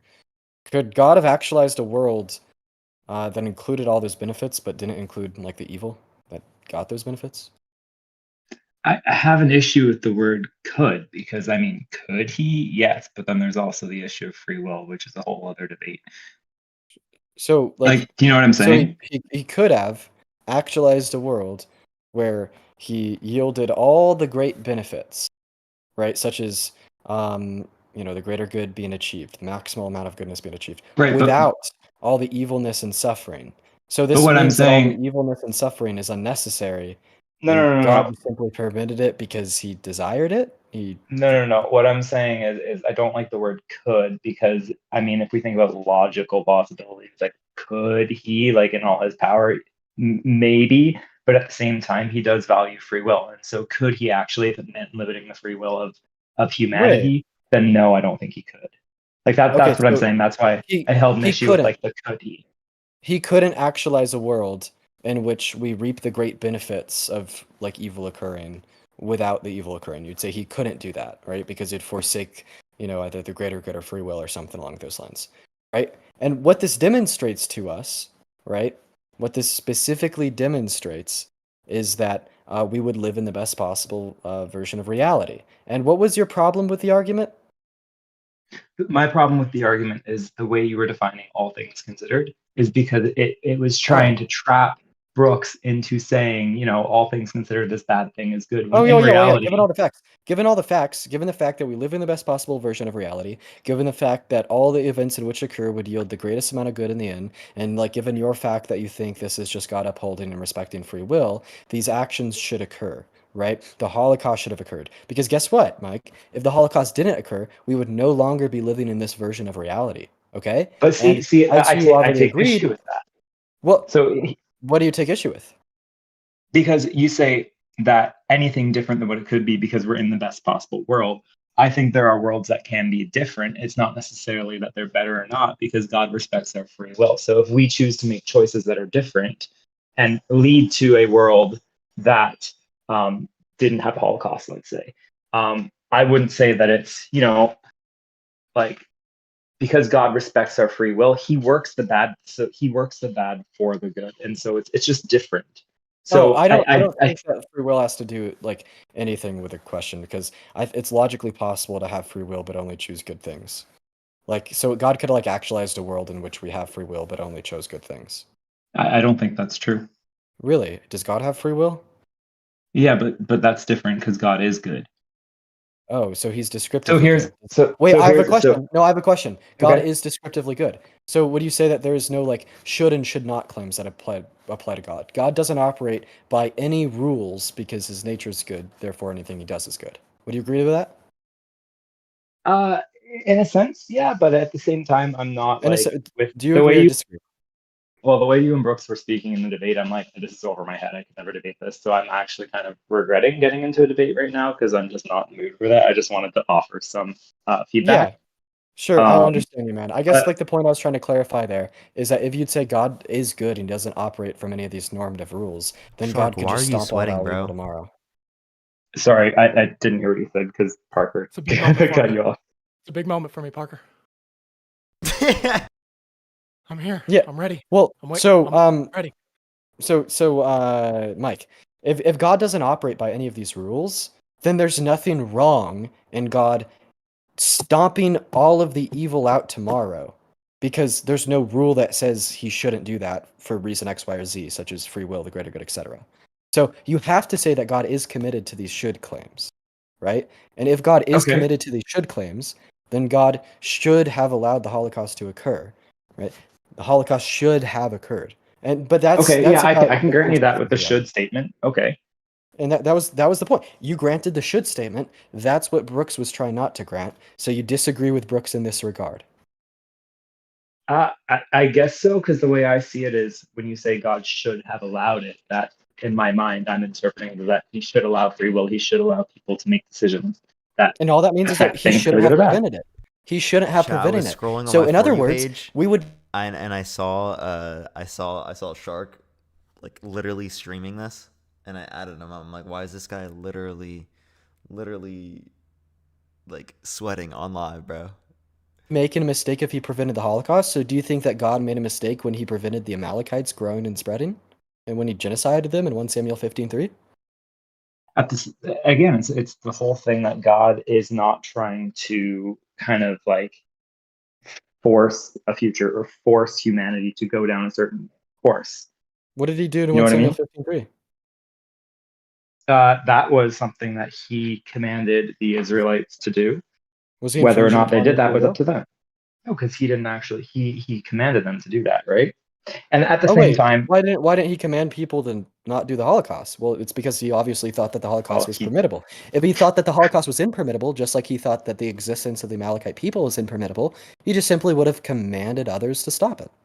yeah, I mean, I don't want to go again. I want to stick on the whole Yeah, that's debate fine. thing, but That's no, fine. I'll just give you my 2 cents on it because I'm not prepared to like hash it out right now. But at the same, my interpretation of the Old Testament is that the Old Testament functioned like objectively differently than the way we exist right now. So, for example, if the Israelites were God's chosen people and everybody else, so when we read the Old Testament, we're reading it through the lens of Israel, and so you can't make that comparison because in today's lens through the Christian worldview, we are all God's people, whereas in the Old Testament it was Israel. Yeah, sure. Well, did you have anything else that you wanted to say, specifically about the debate?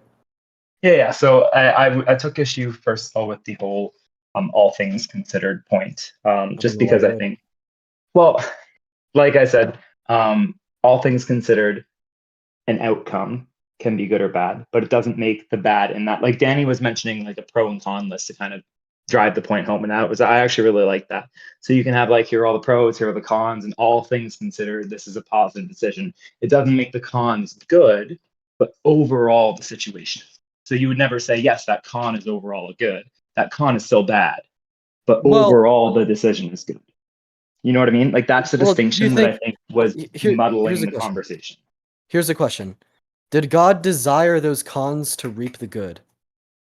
No. So he didn't desire the cons, so why did he allow the cons?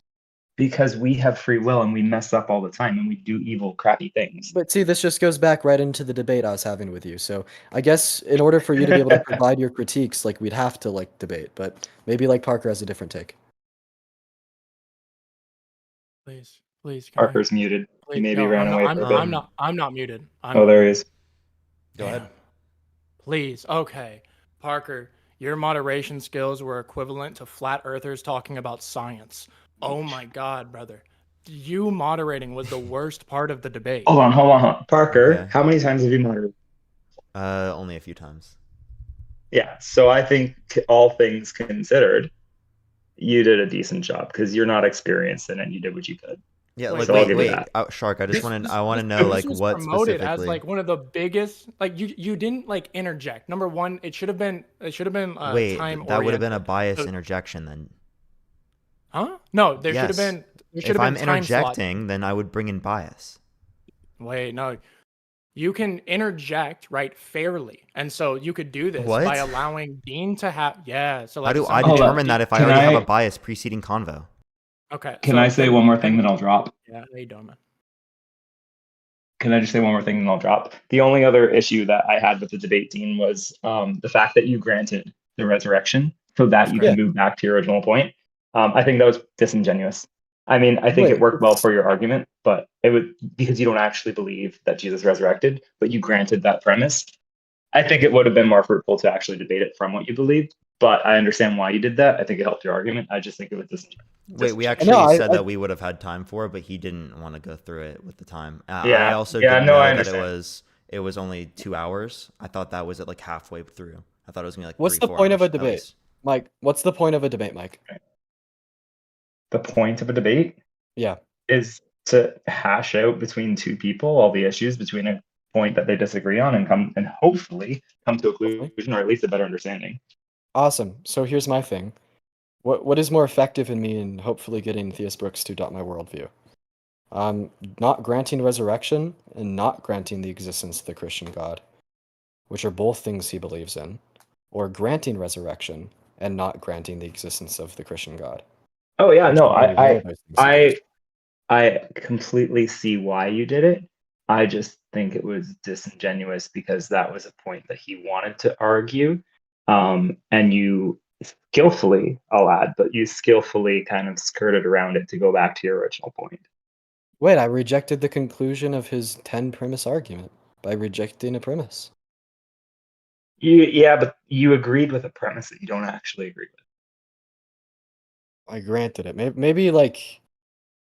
Wait, are you just saying you can't engage in internal critiques then? Because you have to grant the perspective for the argument. I'm just saying that I know that was one of the main things that he wanted to debate, and rather than debate no, I'm that, asking, like, do you think that internal critiques are disingenuous? Not necessarily. Okay, but you have to grant their position to be able to see whether or not there's like an issue with it, right? That's fair, but even still, like, you're not granting it as your own view. And I don't. No, but even still, what Dean did is he granted premise 8, rejected premise 9, but then rejected it not based on any of the other premises. He went back to the whole problem of evil argument. Wait, no, that's not why he. What? He didn't. Is that not what? Didn't. Wait, so Dean, just clear. Like I don't have the premises in front of me. The premise 9 was what were we because debating Jesus resurrected. What were we debating about? That's the question I wanted to ask. What was the actual topic of the debate? Yeah, is the existence of the Christian God. And if the Christian God, right, can't exist, meanwhile the resurrection could have occurred, I could grant that shit. It's relevant to the topic. So basically, you can grant that the resurrection occurred and go, well, I have no idea why it happened. Well, I don't know what happened. I don't know why it occurred, but it wasn't the Christian God. And that's basically why you rejected premise 9. And then you're saying it's not the Christian God because cycle back to my original argument. I mean, look, listen, Mike, I could have went over how I think that the minimal facts theory for the proof of the resurrection is flawed due to the fact that we don't have any substantial evidence indicating that Jesus was buried in a tomb, right? Because the only narrative that we'd have depicting such is from the gospel. And on top of that, it was more likely than not that victims of crucifixion were to be buried in mass graves or were left on the cross to decompose. And then on top of that, historically speaking, we have no reason to believe that Pontius Pilate would feel any different about Jesus Christ. And then on top of that, if you were to accept that fourth fact that Jesus was buried in the tomb, this would just be you accepting this gospel. So in other words, if the gospel's true, if Jesus was buried in a tomb, then the gospel's true. Jesus is the Son of God. And then on top of that, the other three facts that stand, Jesus teaching ethics, people following him, and then people dying for him, right? Or sorry, people claiming that he resurrected, could be said about Emperor Nero, could be of Rome, could be said about the first emperor of Rome, Romelius, could be said about Apollonia. I mean, yeah, and I guess so those are the reasons why I don't believe in resurrection. But the point is what I'm saying is I feel like that would have been such an awesome debate to have with Theist Brooks, and I just regret that it was 2 hours of that. The problem is that it's off topic, though. The problem is off topic is that that is a debate about whether or not the resurrection happened, not about whether or not this God exists. All of the premises going forward really were about whether or not the Jesus was raised from the dead, and that's fair, Matt. Yeah. I mean, and that's the problem is I think Dean can also make this point is that we settled on the question: does the Christian God exist? Not whether the Jesus was raised from the dead. That's a separate question. And so when you look at all 10 premises, really what Brooks was trying to debate was whether or not Jesus was raised from the dead, and whether or not he can prove that this was God that did it. Right, and then I guess I just want to be virtuous here. I agree. Our discussion could have been so much better for everyone listening. We would have been able to go over resurrection. We would have been able to go over my other arguments why I don't think a God exists, such as the problem of perfection, such as my take on the evidentiary problem of evil, and all of these other issues if Brooks could have meaningfully engaged with my logical problem of evil. But that's something he didn't do. And he didn't do that, so we didn't get to have any of the more fruitful discussion. And Brooks supporters might say, Dean was circling, Dean wouldn't move on. I wouldn't move on because we had no good reason to move on. Brooks couldn't provide a good objection to my argument. So the only other reason that was good for us to move on was him conceding. But because he didn't provide a good objection to my argument, and he didn't concede the position, there was no reason to move on. Yeah, I mean, I think, Matt, you brought up a really good point. I didn't even think that, because I mean, it's my own bias too, because I'm a Christian, and the resurrection of Jesus is pretty central to, in my opinion, to God being real, and that's probably what Theist Brooks is thinking as well. But you're right. It wasn't supposed to be a debate on the resurrection. It was supposed to be a debate. Well, again, so Dean, that makes sense to me. Well, see, that's the thing, though. Dean could just argue that it was aliens. It was aliens that raised Jesus. Yeah, so and then now we have to argue about aliens. No, I mean there are many facets that can be leveled about whether proving or disproving the Christian God, and a resurrection is one of many. And Brooks wanted to focus only on resurrection. And I think that's because when we were first trying to negotiate about this, Brooks wanted to debate that central topic, like that topic specifically. And we settled not on that topic.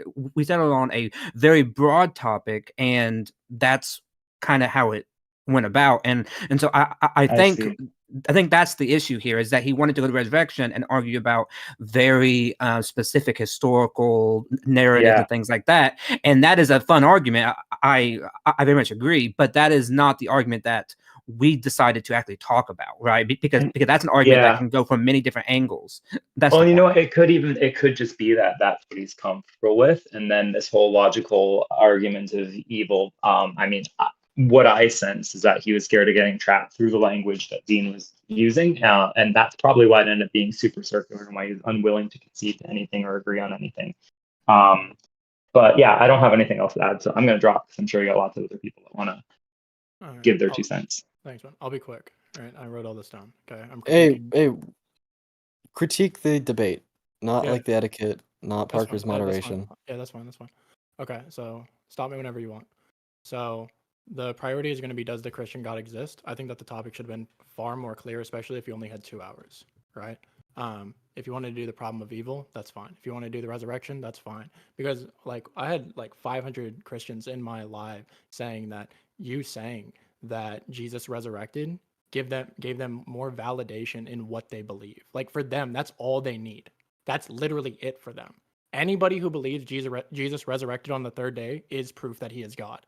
Wait, he wasn't saying that he believes that, right? Yeah, that's disingenuous as fuck. Granting of the argument, like an internal critique. Yeah. Which Sure. you Brooks grant specific understood. things for the argument. We could. Yeah, we, Brooks I said, understood and exactly what was I happening. explicitly referenced that we could have further conversation about this, and that I didn't know that it was only going to be 2 hours. So I thought it was going to be 4 hours. I thought we were just getting to the halfway point, and I thought we were going to be able to reference the second question. I thought the main questions were resurrection, which is what Brooks brought up, and evil, right? The problem of evil is what Dean brought up. These are the main topics that they brought up originally.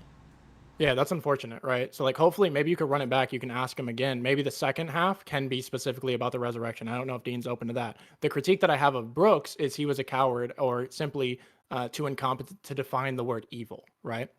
And this is where it just became semantical rhetoric for what, an hour and a half, longer than that. And this is why whenever I debate people, it is necessary for us to agree on what definition we are using moving forward, right? Or else it turns into that.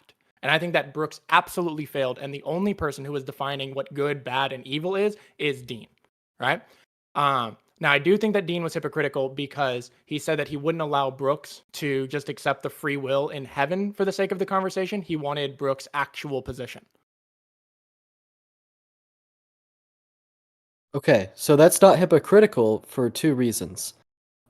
Hey, Anonymous, I didn't say that he did 2 hours, maybe more. That was a message between Dean and Brooks, which I never heard about. I expected 3-4 hours, which is what I originally said to Dean, and which is actually the amount of time that I've done on previous debates before in the past. Okay, so I that was the expectation that I had. By making the assertion that he would grant that there isn't. Because that is me effectively changing and that is him conceding and me changing his worldview. Because he recognized that if they do have free will in heaven, that he is an issue. So that's just automatically a Dean W on that specific point. But where the difference lies is if I accepted resurrection, I don't have an issue. Why? And if I rejected resurrection, I don't have an issue. Well, Shark, why do you not have an issue if you accept the resurrection? Because it's still improbable, or in my case, what I was trying to show, it would be impossible for that to be caused by the Christian God. Why? Why? That would run into Because the problem the Christian God couldn't exist due to the logical problem of evil in which I shared. God would only allow things in which all things considered shouldn't occur, yet Christians, at least Brooks, thinks there's things that all things considered shouldn't occur. That is the explicit contradiction. But how would he resurrect then? How would he resurrect? Wait, that could be posit aliens. anything that's logically possible. It could be aliens. Why Do you not? believe in Yeah. aliens? Posit, Wait, no, I'm not saying I literally believe in anything aliens. that's We're just logically saying what's possible. logically possible. Because you saying it's logically possible to be a god, or the Christian God, right? That doesn't dispute anything. Even if we were to go to the evidentiary problem of evil, and we were to say it's improbable the Christian God exists, just saying it's possible is the same as the aliens' view. But I'm asking for your worldview.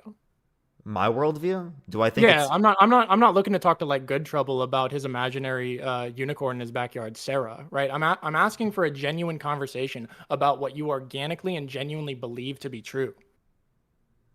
Yeah, I don't believe it to be true, the resurrection. Okay, so you don't believe it. Dean, do you believe that it's organically true? Okay, Nope. so you don't. I've gone over my No, reasons we're why just as well. saying we don't believe in it, but even if it was true, it still doesn't posit an issue. I don't know why that's so hard for you to understand or get through your brain. Well, I just think that the problem exists for both of them. I think that Brooks struggling with the problem of evil is bad for him. And I think that Dean accepting the resurrection of Jesus Christ is bad for him. I think that two things can be true simultaneously.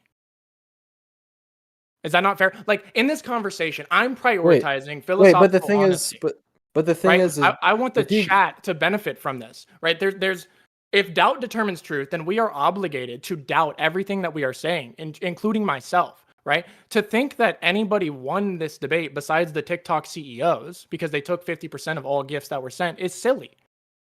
What? Okay, wait, you understand that we can have productive dialogue, and I think that there was some level of productive dialogue from What was this. Do I productive think about that this? Just debating about what the definition getting of evil was. getting people involved in conversations about this just on the basis of it is productive. What I think is productive is getting people to understand there are problems with Christianity. Right? There are even problems with how people portray problems of evil or issues against Christianity as well. So I do think that there's something productive gained from this. For you to claim that there's only a gain on behalf of TikTok, I do think is a bit ridiculous.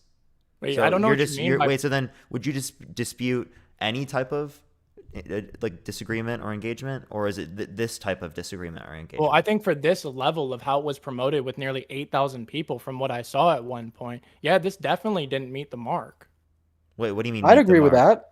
I'd agree with that. I'd absolutely agree with Shark there, but not for anything I did wrong. Absolutely for all the reasons that Brooke did so many things wrong. Well, okay. I think Brooks made it so hard to listen to. Could it have been possible in hindsight for you to recognize that Brooks was simply incapable of defining the word evil? And then moving on beyond that, what was it possible? Wait, if we moved on, that would mean the term evil. Like there was a few things.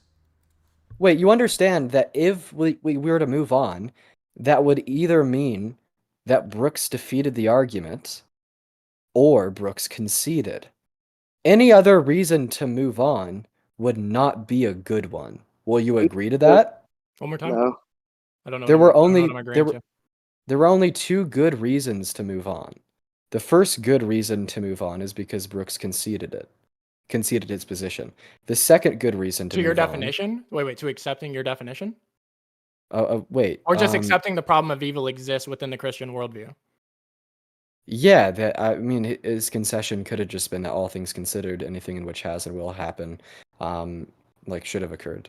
I don't think, but okay, how does that, do you think that defeats Christianity? Because if he just accepts all things considered, good is going to be the objective framework of God, and that badness is just a subjective illusion of agency. Do you think that defeats Christianity? Yes. Why? Isn't Satan bad? Huh? Isn't Satan bad? Well, Satan can be subjectively bad. Wait, no, not subjectively bad. Is Satan objectively bad under the Christian worldview? Is Satan would be the standard of anything and everything against God. Wait, so doesn't that have to be bad? God bad?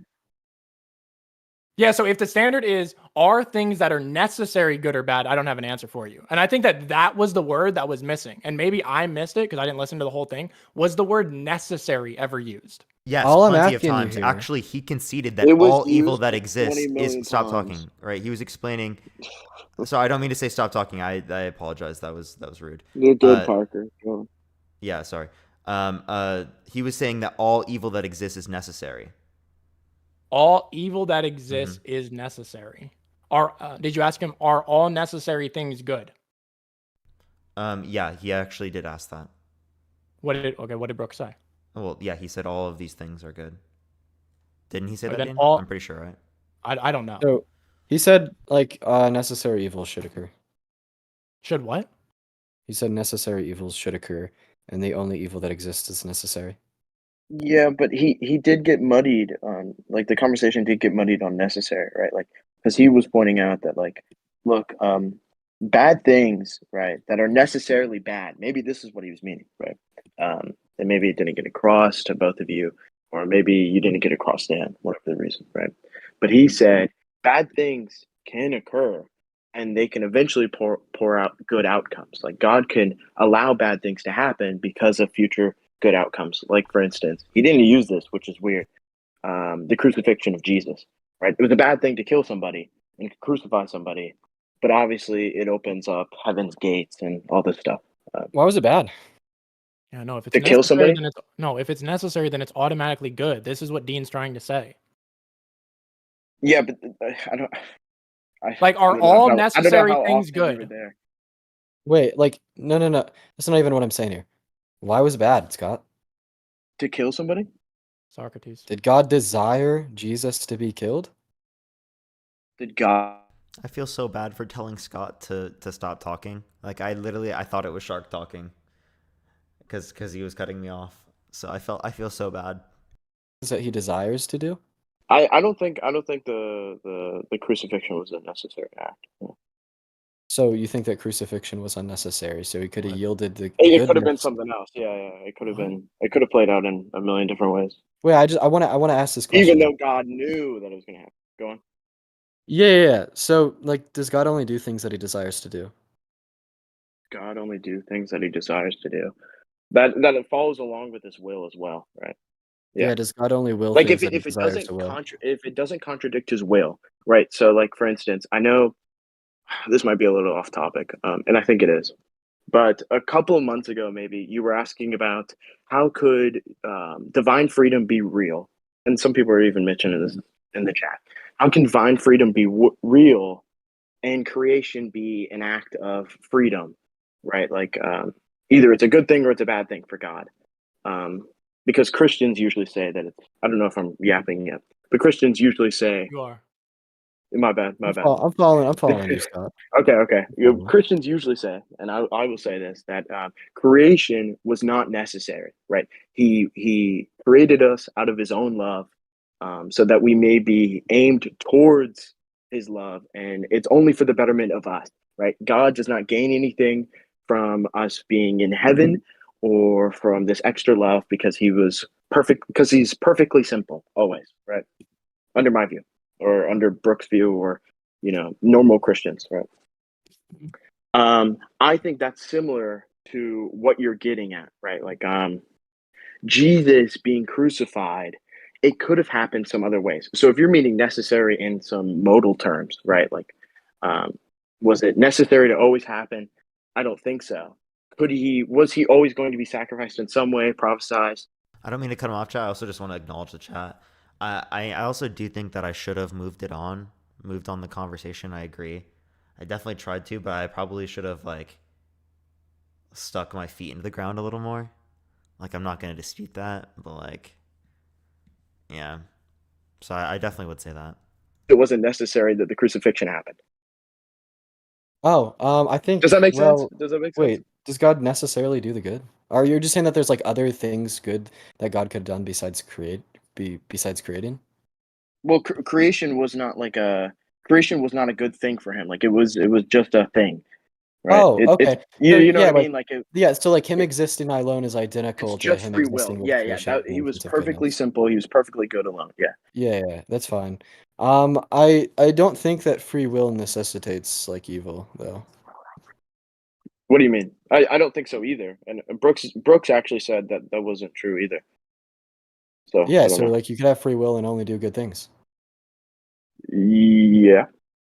God could have created a world in which we all have free will but only do good Yeah, things. but you would know. Identity. So the weird. Yeah. So he created us to be stewards originally, right? What? Dude, this is why Genesis talk is like so important. But I don't know. I don't know how well versed you are still in Genesis. I don't know how well versed you actually were. I'm decently like educated. But what I'm Genocides. saying here is God could have created like Adam and Eve to not possess the No, he ability to couldn't, sin. because then they would have to automatically be in the beatific vision. That's the biggest thing. Like Oh, I'm not familiar with whatever you just said. the beatific vision. You were No Catholic. Yeah, clue you what are. that You're a is. liar. You're a liar. No. When I was Uh, Catholic, I was like a 16-year-old kid that didn't know shit but went yeah, to church fair. once a No. year. Okay, yeah. Okay, so like for instance, I don't know if you remember in the Catholic worldview, you have to go through purgatory, right? Because you have to be Yeah. clean to enter into heaven. Right. Clean meaning that like you cannot bring sin into heaven because that's not possible. So you Oh, cannot is he sin. Catholic? I don't know, but you don't have to I don't believe think. to believe what I'm saying. Okay. And Brooks never says. He's in a Discord with me. I'm pretty sure I know his view, but I don't know if that matters. Most Damn, people. you didn't ask him for his denomination, Dean? Yeah, well, it doesn't matter. I mean, glory to I, God. I don't think it's relevant, like regardless of his Yeah, denomination. I don't even like ask denominations because I just want to hear what they believe in. Like I don't want to like prescribe. Well, I'm them Catholic, and I just believe because whatever the God. Catholic Church says. His denomination absolutely matters. This dude Scott as a Catholic has to follow the teachings of the Oh, Catholic Yeah, Church. that is true. No, that is well, true. I mean, like if I was debating, Dean's meaning if I like was if he's debating talking to Brooks, somebody. yeah, if Yeah. I was debating Brooks and he was Catholic, sure, he has to follow the teachings of But the if he Catholic doesn't Church. say that, then who knows, right? But like, like those beliefs would have come up in discussion. Hey, Scott, I just had a question for you. All Yeah. things considered, at the end of the day, do you think that Brooks offered valid rebuttals of my position? You're gonna hate this. Okay, I No. know I'm biased, right? I'll say this up front. I know I'm biased. I think you did a really poorly job. Whether the debate That was a wasn't good his debate or question. not, That I don't wasn't his think it was. question. Scott, Yeah, that Well, wasn't his dude, question. hey man, I'll agree. I did a poor job in the sense that I should have just been like, you didn't I give me think a he sufficient won. Yeah, I explanation. think Let's he move did on. better. No, I think he did better. So you do think that he offered like a valid I critique think of my he position? yeah, I think when you didn't posit the question originally, right? And I was in the Discord chat. Could you tell me what his valid critique is?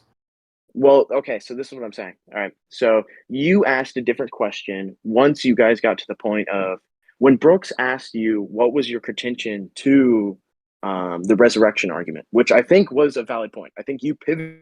Yeah, and actually, chat, I said this exact point literally like right after the debate. I think that Dean should have acknowledged it, right, and then moved on and then addressed other points. I think that would have been the most rhetorically effective. I do think that he went too much on the one point, although I do think that Brooks was not answering it, right? I disagree with Scott here.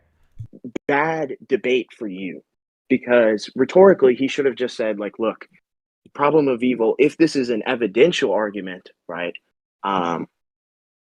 Right, then you can use this as like against premise 9 because I'm pretty sure premise 9 is the one where he talks about like this gives very good evidence for Are you able to tell me the valid Christian critique God. that he posited of my argument? Yeah, so I'm getting there. Okay, so that conversation only happened on the YouTube live. During the TikTok live, right, when you were talking about evil, he's mentioned that like, look, I think we're getting crossed on because you didn't bring up the obligation or the potential talk yet. But you brought up that like, look, you were talking about necessary. He was like, look, I'm not using necessary in this way. You guys started talking past each other, and then he asked you to move on. You said yes. This whether you think this is a point in the argument Can or a you tell me rhetoric. like what his valid critique was of my Yeah, position? this is what I'm saying. If he says, look, you cannot get past this, right? Like you're not making sense to me. That is an argument. I don't know how to break it to you. That is an argument. That's not an argument. It Brooks is an now has argument. Look, no. It's a Scott, if you morning use a shift. word, so like we could do You like interrupted me, Scott, man. yeah, hang on, Go yeah, ahead, I'll my explain it to bad. you, right? So in abortion debates, people use the word consciousness regularly, but they're not actually talking about like a spirit or an immaterial substance. They're talking about sentience or a conglomerance of sentience and sapience, right? So that's what they need to prioritize because they're not talking about an immaterial thing. So by me creating a symmetry breaker between these two words, I've created more coherency in my Wait. language schema. What? Can I just ignore that? Yeah, Sorry, dude. What? I want to no, respond. no. I want to respond directly to Scott. So I'm lost on that. But go ahead. he beat me in a debate because he said that he didn't understand my argument. I don't know if that's an actual crazy thing. So let me give an example, okay? When let's say we're talking about abortion, and I go, well, look, the fetus has this thing called consciousness, right? And consciousness is morally valuable. And then you go, well, what is consciousness? And I explain it in some side conversation, somewhat by analogy, not really getting to like any defined thing. And I'm not really defining you down, and you're not really defining me down. And then you go, look, I don't know what consciousness is. Can we move on? And can we actually tackle, like, can you give me an argument against a premise? That is a valid critique of what you were giving. Whether it's like a Morian shift. Like you just shifted away from it. It's like, look, I don't know what you're saying. The LPOE was a counter argument against premise 9. Yeah, that's what. Okay. This is what I was mentioning. That conversation really only happened in the YouTube. right? When the YouTube live happened, this is why I'm saying like, that's when you started asking good questions of like, hey, can you give me a man, point? you can chill, bro. It's okay. I'm super chill, man. I just don't You're appreciate. not. I just don't like inconsistent conversations where people don't value the semantics of a conversation in order to move forward. And I respect that nobody wants me. I won't. Well, yeah, I'm yelling on my live, but I'm not yelling in here. I'm respecting your space, right? No, I get it. But I was just like, I'm not saying you weren't I'll say respecting this. my I think space. it was I was weird just to like, say. I was I just think saying, it was like, bro, weird it's to not that, say it's not that ignore serious. that. No, that's fine. I'm just having fun, right? Like, I think it's weird to say ignore that and then talk about it. Okay, wait, no, sure, wait, no, you can address that. Go for it. That's Yeah, that's so fine. Like, I don't think broke down. I was Yeah, just so making like sure that you weren't like actually angry. Yeah, no, I'm not actually. I'm just loud, bro. Like even when No. If I'm you loud, if bro. you're like that, that makes sense to me. I was just making sure because Oh yeah, no, I'm solid, I don't bro. have enough experience with you to be able to know. Yeah, so no, I it's just all judge love. based No, on no, what's it's most all likely. even. Yeah, Parker. Even when I come in here and like if I say you debate crossing guards or like I think that you did a bad job moderating, bro, it's just entertainment with like being blunt and sincere and just trying to like tell you what's happening. You know what I mean? Like all love aside, bro. This is I just respect TikTok. that. I respect. You know what I that. mean? It's just TikTok, bro. I just want to have genuinely productive conversations and grow until we die. That's it, bro. Listen, I really here's respect what that. here's what I want to say, Scott. I don't Yeah, go ahead. understand how you could say that I lost the debate when he couldn't like rebuttal like anything that I was saying. And I get what you mean. One second. I get what you mean in the sense that like maybe there were some things that he didn't understand, but I don't think that's true. Dean, Because if he I was didn't once. Can I understand you- finish? Can I finish? Okay, yeah, sure. My bad. Because he was trying to refute my argument. He said he didn't get this normative notion of good that I was outlining, and there could be some exceptions to it. And then I asked him to justify that with further argumentation that he couldn't give. Well, I think that him, quote unquote, not understanding the argument was completely unfounded because he didn't do so on the basis of any legitimate rebuttal. Okay, Dean, hang on. All right. You misspoke countless times. This is true. You said random things about epistemic art. I bet I can get clips about them. They're weird. They're weird things. I know that they were like just genuine mistakes, right? You were lost in half the conversation, or at least maybe you weren't lost. The audience was lost. I'm biased outside. I was lost on the normative talk, right? Because I don't think both of you were prepared for the conversation that what does evil mean here? And could God allow some evil under some random definition of what does evil even exist? Like, here's what I was saying. So, in this normative moral sense, right? In this normative moral. Yeah, I'm watching Shark right now. This shit's so funny. I'm not gonna lie, bro. Like me stream sniping them is so fun.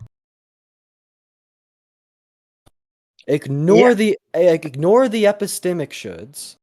But you're getting away. Ignore it all. That is all that is relevant to my version of the LPOE. Yes, but the problem with that conversation is the normative talk is getting away from the meta ethics of divine command theory, however you feel about that, or modified divine command theory, right? Because they're going to see that evil for humans and human goodness is actually totally different than God, because God has the simple foreknowledge, or Molinism, he said Molinism, right? We can just assume that that's the view. Under Molinism, God knows all knowledge and thus knows what would actually be more morally valuable. That's all he said. He said it in a really bad way, right? But then you guys just started talking past each other, and then you guys couldn't give points on where it actually mattered. You got him a decent bit at the third, right? At the YouTube part, but then it was too late. It was too late.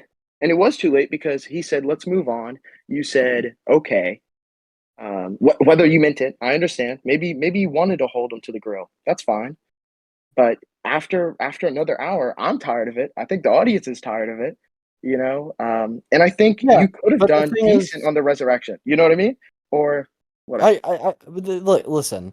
I really wish I was able to bring up my evidential problem of evil to do with starving children.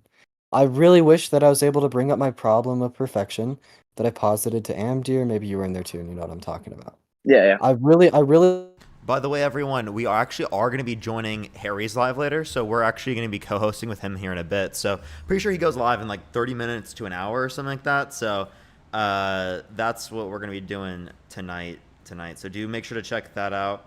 We're going to be doing this until then, but just letting y'all know. I would have let him off the hook. There will be more debates. PoE was not a defeater to Christianity. Oh, what is Sharks at? It's IWZDM or Wisdom. I'm like watching that and I'm doing this. I'm like interacting with both. Right. It's a non sequitur to even talk about resurrection, right? Because then it goes through. The problem is that the logical problem that you gave, even though you called it a quasi, I don't know what that means, because I thought you were giving a more evidential because of premise 9, at least at the YouTube part. During the first TikToks, it was obviously a logical problem, right? But when you gave the logical problem, right, it wasn't going through because it wasn't making sense under his worldview. And that's fine, because he gave a compelling case to say, look, I don't know what you're talking about here. Evil doesn't make sense in this world. Like, if I said evil is the privation of good, right, you giving me the logical problem of evil doesn't really mean anything to me. Yeah, actually it does. So when you're talking about privation theory, all that you're saying is that, like, it's not an actual thing. It just simply is the privation of good. That's not relevant, because listen to this. If we had a building with one of the floors being extremely cold for whatever reason, and we were trying to solve this problem of why it was cold, and some annoying jackass walked up and said, "Oh, it's just the absence of heat." Well, that doesn't tell us shit about why it's cold. So very similarly, as long as you could agree that certain actions are evil, regardless of the fact that you think that's just the privation. Yes, Harry will be live on TikTok. Exists, the LPOE applies. No, because you're missing. Okay, the LPOE goes through during privation talk, right? But you're missing that the LPOE doesn't go through for evil regarding humans. It's about like God allowing bad things under human morality, not morality in this broad sense, right? Because the privation theory generally goes with Augustine's and Aquinas' theory of moral virtues, which moral virtues only come about from God. Like moral virtues are almost like subjective. They're just ways of eventually seeing what theodicies are getting at. So Aquinas' privation theory and Augustine's privation theory builds in theodicies, similar to the Book of Job, where the Book of Job's like, look, you don't have the knowledge. You don't have all these theodicies understood like I do, because I'm God. And that's what Aquinas was hinting at, right? There's some Mysterian, like, soul building, free will, all these other things that all combine that aren't skeptical theism, which I don't know why you assumed. That didn't look good. Because he posts about it a lot, and he agreed. I know it was like a pre-counter, but I thought that was like showing your hand way too much. Dean, I still think you should have ran Trinity. Dude, don't you dare take my arguments, bro. That's you reminded me. Okay, Shark. I was watching it, and you reminded me because we actually. Dog, you better start saying trademark Shark, bro. Okay, what was that? Okay, Shark. Before there were so many things that I could have. Me and Danny, and Dean can attest this. Me and Danny we're actually saying we were gonna have him run the Trinity argument. Well, because originally he was gonna debate with Exploring Reality, who's a heretic, and doesn't accept the same notion of the Trinity. Yeah, it was just far too broad, man. You can't debate a Christian on does your God exist, right? It has to be, all right, for 1 hour, we will discuss this, X. And then for the next hour, we will discuss Y. And if we run out of time today, then it'll be a two-parter, and then we'll figure it out. And then there needs to be cross-examinations. And Dean has to be open, not only to analyze the Christian worldview, but to be scrutinized about his worldview. And if Dean spends the whole time saying, well, I'm agnostic, or if he wants to run deism, that's fine, right? Which I think that's how you get people in, especially atheists, bro. I think, Dean, I think that you are, I say this all the time, man. I think that you are a strong philosophical debater and you should run deism more. I'm sorry, I wasn't listening to that. I'm gonna be. Wait, I want to say one. Not because I didn't. No, Dude muted after that. Come on. no. The only reason I said that is because I was looking at something else. Repeat yourself. I'll listen. I said that you smell, and if we went bowling together, I would beat you. 296. That's what I said. No, actually repeat yourself. I was copying links for some I was copying links for I recordings. said if we ever play beer pong, you wouldn't get 1 cup. That's what I said. I'd get No, at least I said we gotta test that out. Okay. I said you're a strong philosophical debater, right? And I think that it would do you more justice if you ran deism more often, and it would actually strengthen your argument against Brooks or Christians if you ran deism. Because if you can say, "Well, I'm agnostic," I agree. The day I become a deist, possibly the day I become a deist, is the day that my argumentation against Christianity. Wait, but you don't have to, right? You can just run the argument. You say, well, yeah, well, like I'm not like hard locked on it, but as of right now, this just appears to be the most consistent spiritual position that I could hold to. Like maybe I just don't intuitively feel that, and I don't want to be dishonest. That's fine. But I get what you mean. Well, unless there's anything else from two of you, Scott. Well, by the way, yeah, I would say you guys. I'd say both of you lost, right? But try again. Talk to Brooks again and say, listen, this was kind of a train wreck on both of our parts. Accept fault. Get a better mod. No. I love you, Parker. I doubt he'll ever do a live debate again. I think so. Okay, that is where everybody failed. If we go to that, I have one thing I want to say. We should do things where we should get them to do 2-hour live, where we do evil, we do resurrection, we could do multiple ones. But my point as to why we wanted to make it more broad was that we know that Brooks isn't going to do too many like debate streams. Well, wait, okay. The greatest gift that you would have given the debate community is a good experience where Brooks wanted to come back. That should have been the goal, to get Brooks to want to come back and talk to people within this sphere, like Amdir or J Mike or whoever. That'd be so cool, bro. I literally fucking wish that could have happened. I wish that we could have had a productive conversation. I wish that I could have touched on more issues than just the LPOE. I wish that he could have given me responses to my critique of resurrection. I wish that all those things could have occurred. And honestly, I wish that I just told him straight up that I don't think he gave me a sufficient rebuttal of my logical problem of evil, but we can move on nonetheless as long as he recognizes that. But I didn't do that because instead I chose to grill the fuck out of him on the LPOE in an attempt to say, or in an attempt to show that he literally had no response, and all of his objections were pretty bad and pretty mute, etc. But I feel like there was ways and things that I could have done to make the debate more productive.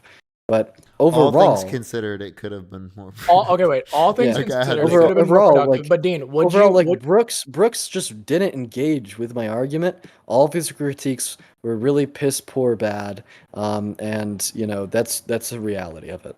Okay, well, how do we set up between like a conversation between Shark and Brooks? How do we do this, man? He wouldn't do that. What? He don't know you. Shark, 99% likelihood. You want me to just make like 7 videos back and forth and just like insult his hairline or something, bro? No, he probably just wouldn't respond. Like, I've been trying to get Brooks to debate me for so long. I tried to get him to debate Danny. I've sent him messages for well over a year. I think about a year at this point, right? Trying to get him to come on my live. It was not only until the Dean scenario where he's actually been willing to come on the live. I'll offer him a paycheck. Okay. I mean, I would love. I don't think he's in it for money. This. I didn't say that he's in it for money either. That's fine. Okay. How about this? I will donate a certain amount of money to a charity of his choice if he comes and talks to me for 2 hours. Yeah, I would say that's better. All right. Well, I appreciate you for coming up, Mr. Shark. We'll talk later, brother. Good to hear from you, man. Later. L Shark. L Shark. Amdir, what were your thoughts? I think that Brooks, well, I think that the conversation was like very hard to follow at times. I think you were going a little bit too fast, so it was hard to see sort of steps of the reasoning process. I also think that Brooks is like really bad at controlling the conversation. Like you had controlled the conversation almost the entire time, which is good. I mean, that's what you want to do in a debate. What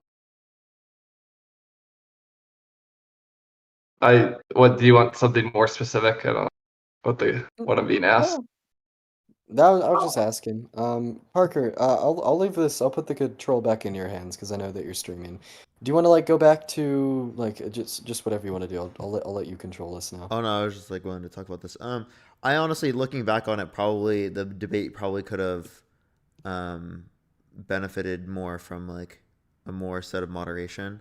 Thinking back on it, that's probably expected that like Brooks wouldn't necessarily know the flow of the convo as he hasn't had as much experience. So I mean that's just like a flow of convos, like a really basic thing that like, a moderator should have been able to put in. So that I think I definitely take responsibility there. A lot of times in these debates, it's good to have it like one person is sort of presenting an argument and the other person is critiquing it.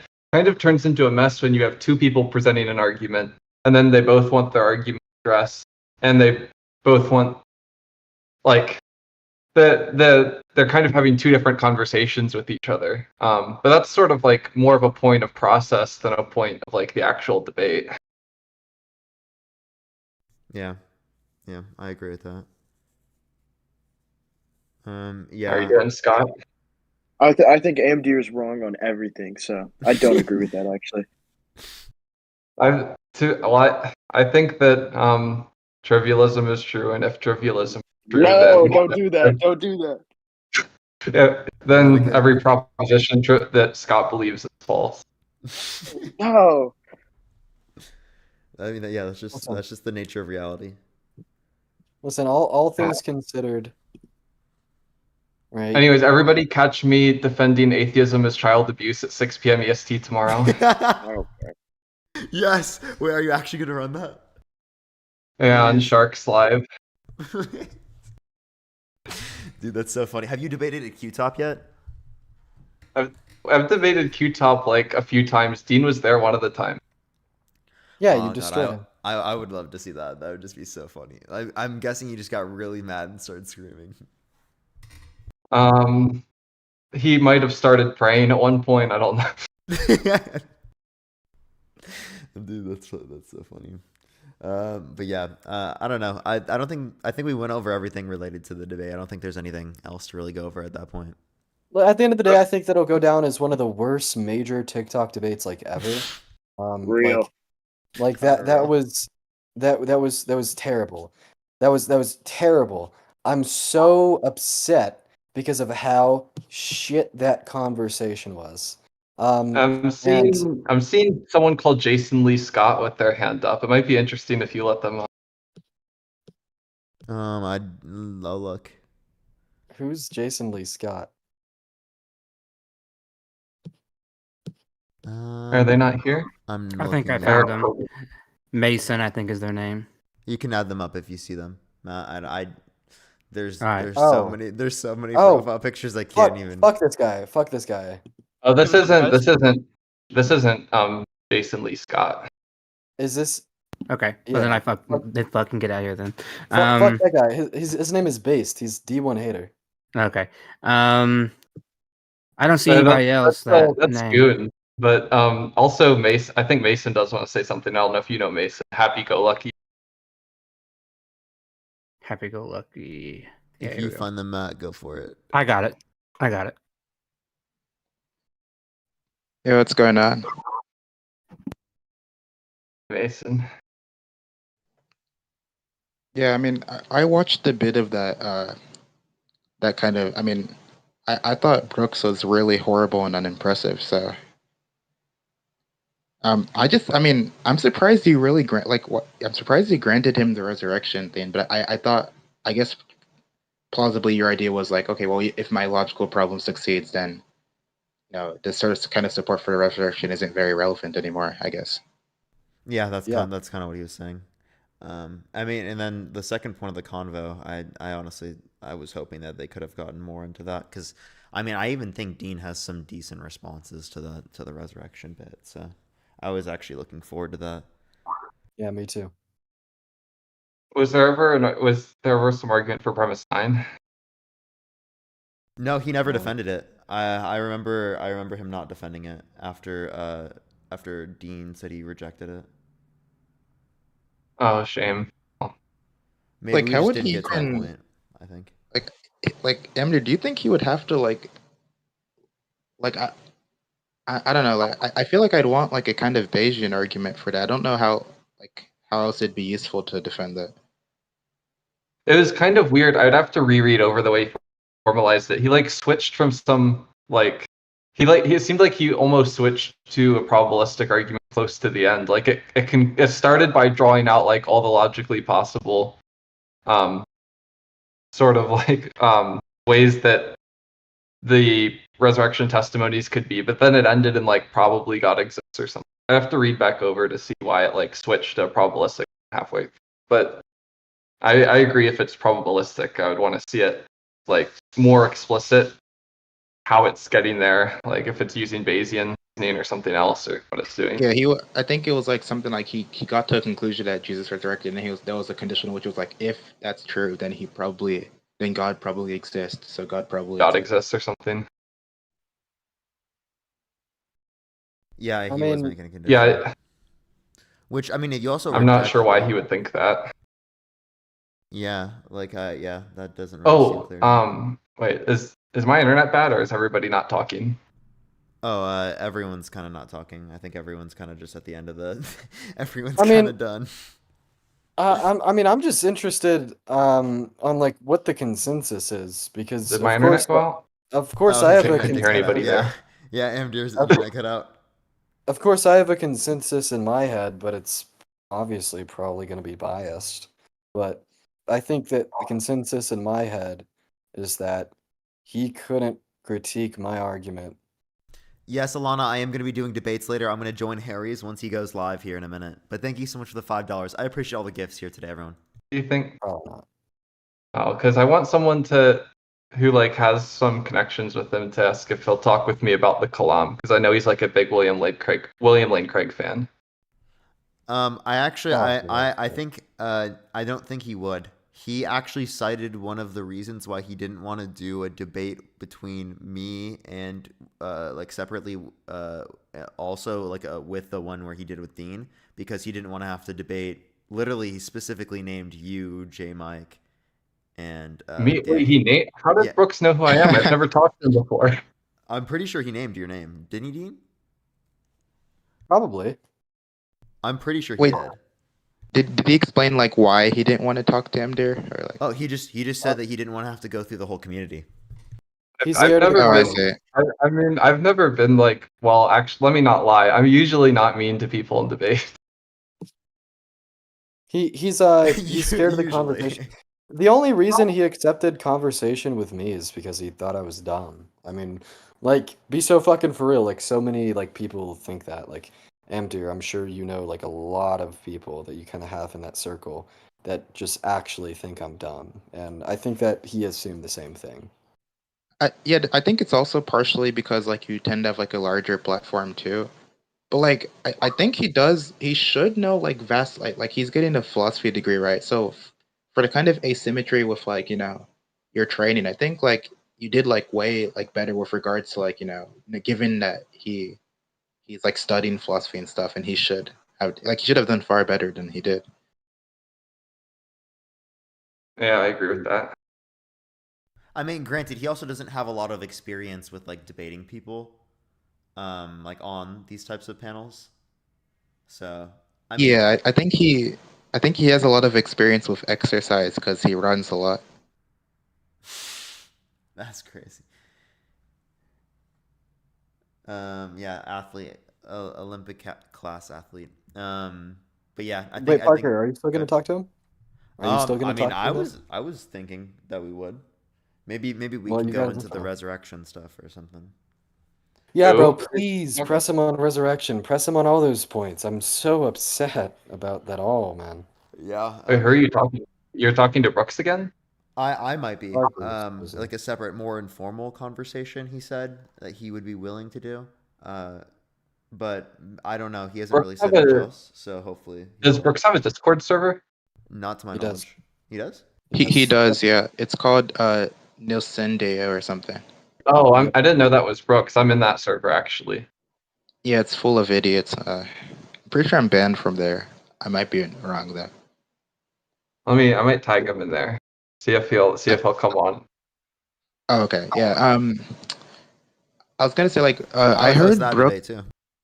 because I had to switch because I wanted to watch the fight, but I heard at some point. So I heard the last thing I heard is like Brooks was like he'll concede to your kind of definition that like good means it ought to occur or something like that. Then Dude, yeah, he what did. happened from He there? did. He did. He did. He did. And Scott, fuck you, Scott. Wait, actually, where's Scott at? Nope. Fuck you, Scott. Get back up here. Get back up here, Scott. Where did he go? Oh, he's gone now. He did, bro. He conceded. He absolutely and unequivocally conceded that if something is good, it means it should occur. And if Okay. something is not bad, it means it shouldn't occurred. He conceded to that because he had no counter argument. And then when I presented the logical problem of evil, all of a sudden he walked it all Yeah, back because he exactly. didn't have a response. It just sounded to me like he so he said like I'm just conceding this to move on, and then and later he was like, okay, well no, I no longer think your definitions. Like, that just sounded like a contradiction to me. But I mean, there was a gap in the debate I missed. But like, was your argument like laid out like formally? So like was it like kind of informal? It was mishmash. But in the summary, premise one, an all good God would only allow. I'll just give you a very short rendition. Premise one, an all good God would only allow things in which all things considered should occur. A lot of back and forth, but that's the conclusion. I've yet to have someone present me with a reason to believe that I'm wrong. Premise number two, God allowed the Holocaust. Or XYZ, whatever the fuck. Conclusion, the Holocaust, XYZ, whatever the fuck should have occurred. What it means for something, what it means to say something should have occurred to goodness, as he conceded to, and what you get as the Holocaust was good. Yeah, okay, I see the general idea. So I assume he denied that the Holocaust is like all things considered evil. Either he denied that, or maybe he denied the first thing that God would only allow things that all things considered should occur. Like, do you know exactly what he denied, or was it like unclear? No fucking clue, dude. At first he said that the Holocaust should have happened, but then he talked about like maybe it shouldn't have, and he went on to a distinction between the fact that God should have allowed something. Okay. But like what he allowed still, like all things considered, shouldn't have occurred, which was At one point, it sounded like maybe he was trying to make a distinction between the deontic goods or evaluative goods. So maybe there's people doing things that they have an obligation not to do in the best state of affairs, like something like that. That sounded at one point like that might be what he was trying to push back. I think, well, there's pushback with like some epistemic sense of should and like some moral sense of should, which I was just all over the place with. I could have been more concise. Is the idea that if something should occur, it doesn't necessarily mean it's good in a moral sense. Which maybe I gave him pushback on, maybe not, who knows, but the point is, he's right.